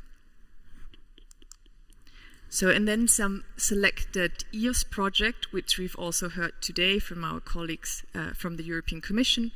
I talked a bit in the last meeting, and according to the Swiss EOSC community, the most important projects are the PANOSC and EXPANS projects, which we heard today. Here, particularly the Paul Scherrer Institute plays a big role. Then also the FAIRCORE for EOSC project, where CERN is strongly involved. And then the ETH Zurich, which is strongly involved in the Blue Cloud 26 project. So, and now this was the EOSC part. Now I'd like to go over to our activities, our national activities in Switzerland. So, yeah. As I said, in addition to EOSC, or I mentioned at the beginning, we have also national activities. Since 2016, We have an open access strategy. Here, it is also no new mention, but the most important parts are obviously try to make all journals, all publicly funded research journals, open access by 2024. That was at least the goal. Then also we try to make a coordination between the different stakeholders if they coordinate contracts with publishers, and we also try to make the costs more transparent. Then with the National Open Access Strategy, we also have a corresponding action plan where people know what to do. Then we also have an open research program where researchers can apply. This is from Swiss universities, and the funding for the period 2021 to 24 is around 12 million francs. We recently, only since 2021, we also have a strategy on open research data, a corresponding action plan, and also funds available. I'd just like to mention, when it comes to the Open Research Data Action Plan, that the plan foresees specifically, and I think this is very in alignment, obviously, with EOSC, to make data fair, to promote open research data practices, to ensure long-term funding for open research data infrastructures, to provide access to open research data services and infrastructures, and to improve interoperability. To promote research data management, education, and OED training. The OED practices, and this is important as I mentioned, should be in line amongst others, but very importantly with EOS, the Research Data Alliances, and OpenRE. And last but not least, we recently also got a new governance which is in charge of all these processes, and that is our Strategy Council for Open Research Data. So just to give you a bit an overview of the Open Research Data Action Plan, it is quite, if I may say, a Swiss model. So we have 4 different parts with different stakeholders, and almost all and the most important stakeholders when it comes to open science and open research are responsible, and the same goal. So we have different actors, different actions, but the same goal, and that is important. I think what is a bit different or unique when it comes to this open research data plan is that there's a strong focus also on how to include researchers. When you see also the first part is really to support researchers, and this covers also all the parts from ethical standards, dual use, and further. Then the second part, the infrastructure part, focus a bit more is a bit built up like S3, so it has a cluster approach. So that's when we want to get the infrastructures on board, it will be in different clusters. And then also with the Swiss National Science Foundation will be responsible more or less to try to make sure to equip the researchers also with the necessary skills. And finally, the Swiss academies are responsible for actually getting all the different institutions and research communities on board. And Swiss universities is responsible for the researchers, and the Open Research Strategy Council and the ETH domain is responsible for the research infrastructures. So, and now I'll come to this new governance model. This is the Open Research Data Strategy Council. It is a very new, established governance. And I think what I mentioned before, it's really very Swiss-like in this sense that all the actors are on board. It took quite a long time to actually to really find out, to come to an agreement, but when then there's agreement, there is an agreement, and that's a bit the Swiss way, I'd say. Yes, and these are responsible now. What is important, the presidency changes every year, so at the moment this is Martin Vetterli from the EPFL, and next year it will be Angelika Kalt from the Swiss National Science Foundation.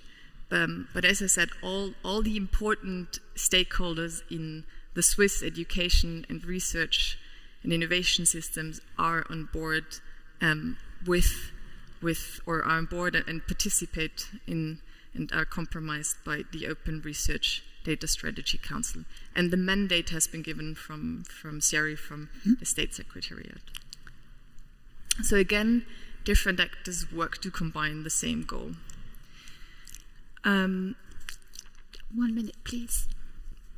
Yeah, sorry. So now when it comes to results, I tried to make it a bit quick. So obviously, as we heard today, that was very nice with the process. We're also very much still in this process. We've come rather far when it comes to open access. We see this new organ and the whole strategy as a big success, even though we still have to do quite a bit. We've also recently realized, despite us being not associated, that EOSC cannot be not thought anymore. It is very important in Switzerland. All the different research infrastructures are trying to connect and think about it, how to become a bigger part of EOSC, or what they should do actually to come to us to combine these two approaches or to be a part of it. We also see that open science becomes more and more important. The funding has been raised quite a bit in our new ERI dispatch, which will only be published in 2024. So I cannot give you the numbers. But we overall see definitely a success and a progress, I'd call it in this sense. Yeah. Here you see again. I think what is nice with this two or double approach is that it is very complementary, and I think this is a very nice example also for Europe and the whole open science landscape on how you can combine two different approaches, and then we'll see what comes out of it. But the Swiss one certainly has a bit more the researchers or the users in mind, while maybe EOSC, at least at the moment, still a bit more that provide us. So I think this can be a very nice example for Europe. And now there's a lot, obviously, what we have to do. From SERI, what we think is the most important part for the future is really to create a strong alignment between these two processes, to try to really try to create synergies and build on the work, obviously, that we've had so far. And to be prepared for the future in the whole landscape. And then finally, we'd like to give continuous support and resources, obviously, and motivation for our actors in CH. And then we also hope that, we can associate to be also, or to play a bigger part in the whole EOSC landscape. Thank you very much. Thank you very much indeed. And Phil, if I could ask you to stay on stage, and also Karel Leuben and Michel Schuppe, Daniel Veselka, and also Haris as well, if you could come to these. I'm going to give you 8 minutes, please. 8. Because at 3:30 we have a very important part of the program, which is the coffee break. So if I would ask you to be concentrated and enter the world of broadcast journalism in your answers. Thank you very much. You have the questions. Well, I'm not sure whether I have questions for everybody in 8 minutes, but we have collected a few questions that come from the people online, and I would like to start with the first one and give this to Michel. So, Michel, the question is, how much does the success of EOSC or open science depend on the acceptance by researchers, bottom up, and how much on enforcement of policies top down? Is there a sweet spot where the two can meet? So, question for you is about the sweet spot, Michel. Very easy question. Surely I should give absolute numbers. No, as I said in my presentation, it's both bottom up and top down. We need both in order to have a user-driven EOSC, which is sustainable over time. You cannot do that just with the EU. You need to do that with the member states and with the communities. And that's the essence of the tripartite governance that we have currently. The Commission, the Member States and associated countries, and the EOSC Association. But no numbers from me today, no. Okay, thank you. I have a difficult question for Draženko, coming from Croatia. This is not specifically intended for Croatia, but the question is, do we understand now what EOSC is? And has the understanding changed since 2019? So if you look at your country, has the understanding of what EOSC is or should be or could be changed since 2019? Michel said something about it in his presentation. So I mentioned in the presentation the 5B project did a big change for us because this was a larger introduction to the wider community. What EOSC is, what fair data principles are. So I think the understanding is much better now. But I think there is a long way in front of us because I often see that there are not many researchers on the open science events and EOSC related events. So, if I may modify the question a little bit, is there anything missing? Could we help Croatia and the other countries in better understanding what EOSC is supposed to be or is becoming? Are you missing anything? At the moment, not. Well, let's ask the question to Austria then. Are you missing anything? No, I don't think so. This is a very, when we look back the last 5 years, this is a success story. Not only the infrastructures, but what we for sure need. Modern societies depend on data, so the EOSC has to be a success. There is no other way. Okay, so you're not missing anything here in Austria.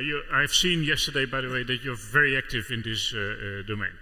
I come with a question for Charis. The question comes also from the online audience. What happens with the results of C-Scale? Who continues the work done in the project? This is a question we get more often, of course. Projects are started, projects end, and then the money runs out. I'm sure you have thought about this in the C-Scale project, so could you enlighten us? Maybe, if they switch on the mic. Can you switch on the hand mic? Ah, okay, use the hand mic. They can switch it on. Try the hand mic. Yeah. I can bring you yours. Now it works. Christian, we're good. We're good.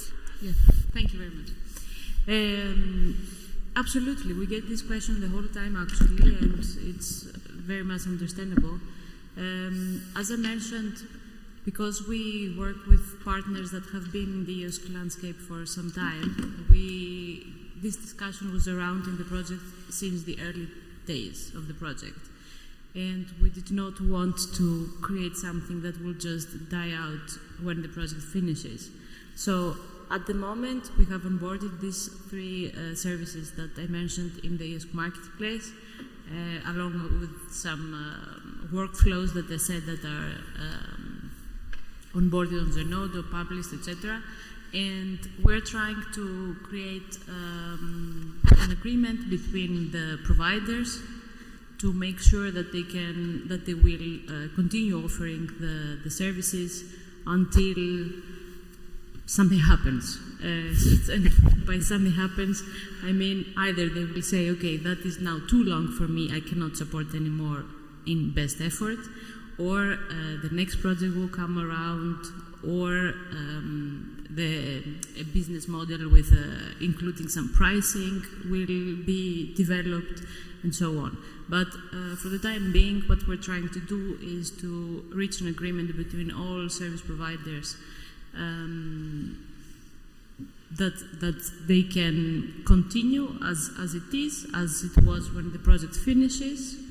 And of course, depending on the provider, depending on if you are a national provider or if you are a commercial provider, the the policies that you have for different kinds of users can be different, but we want to incorporate all this in our sustainability plan. I hope I covered you.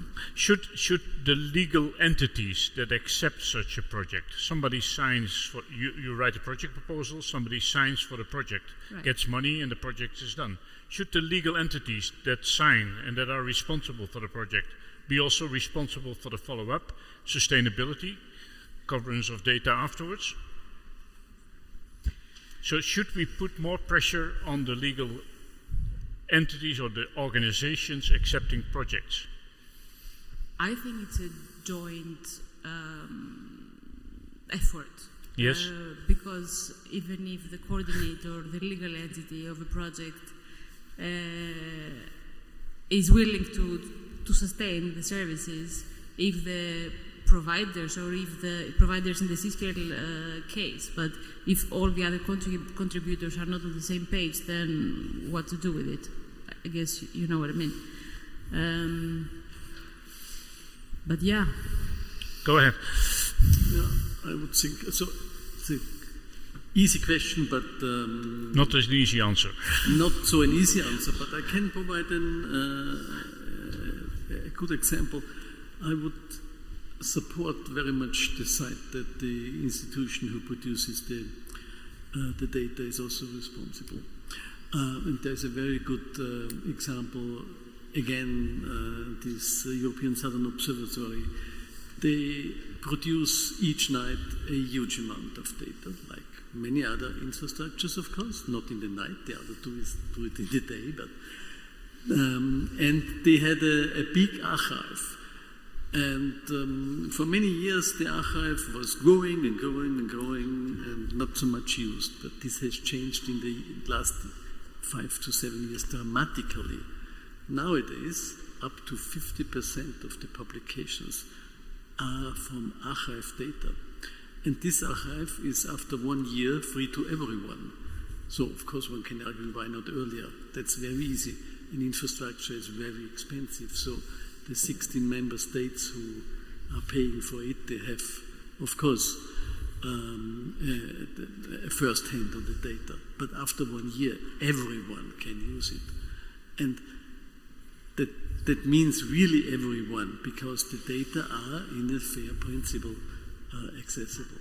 And that shows how it's important.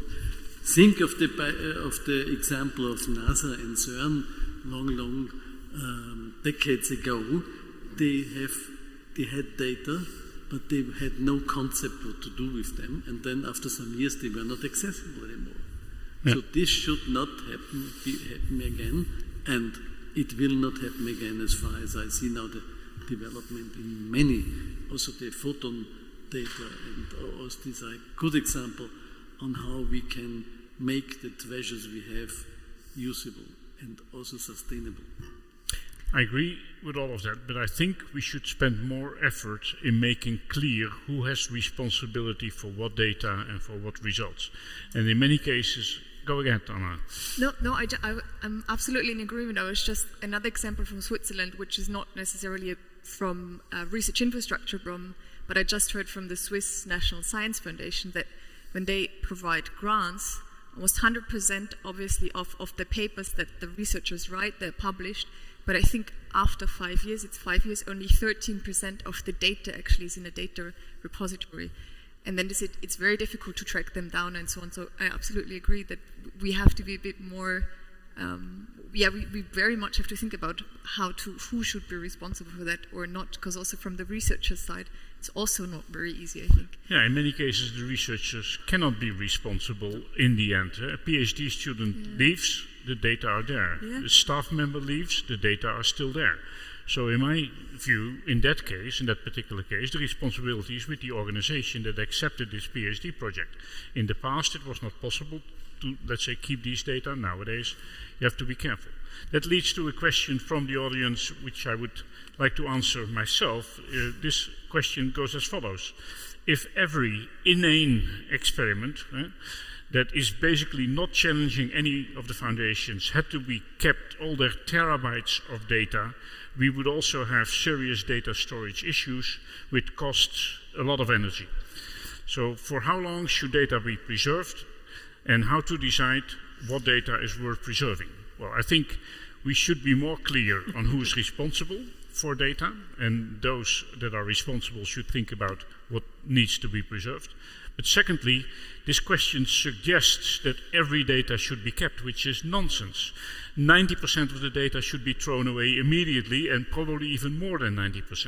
So also, it's very important to carefully select what to keep and why to keep it, and understand why we want to keep it. Let me give you an example from my own experience. I've had 35 PhD students graduating with me.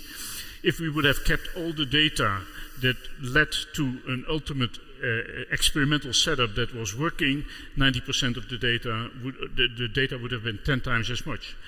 Nonsense data, because you're just training your experiments. So people that think that we should keep all the data are definitely wrong. I think it's more important to spend time on deciding what data to keep.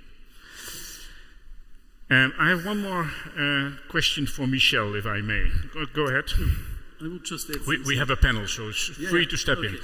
I very much support what you just said, but you just mentioned in one sentence we should do more for deleting data.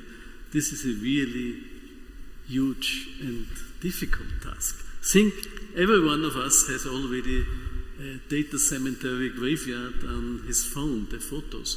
There are thousands or 10,000 of photos. Do you take 99% of them, or even 99.9% you could throw away, but who does it?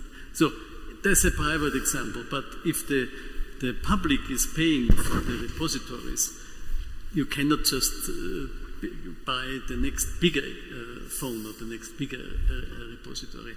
You have to think and then to invest a lot of time in this data. Yeah, and it's a very similar problem as the problem the libraries have. When do you throw your journals away? When do you throw your books away? What do you keep and for how long? The newspapers have this problem. This is not a new problem in itself, but it's a relatively new problem because of the size and because of the fact that we are talking about digital infrastructures. Okay, Ute says it's time to stop, and you always listen to Ute. So this is the time we had for this panel. Thank you very much for your attention and your contributions.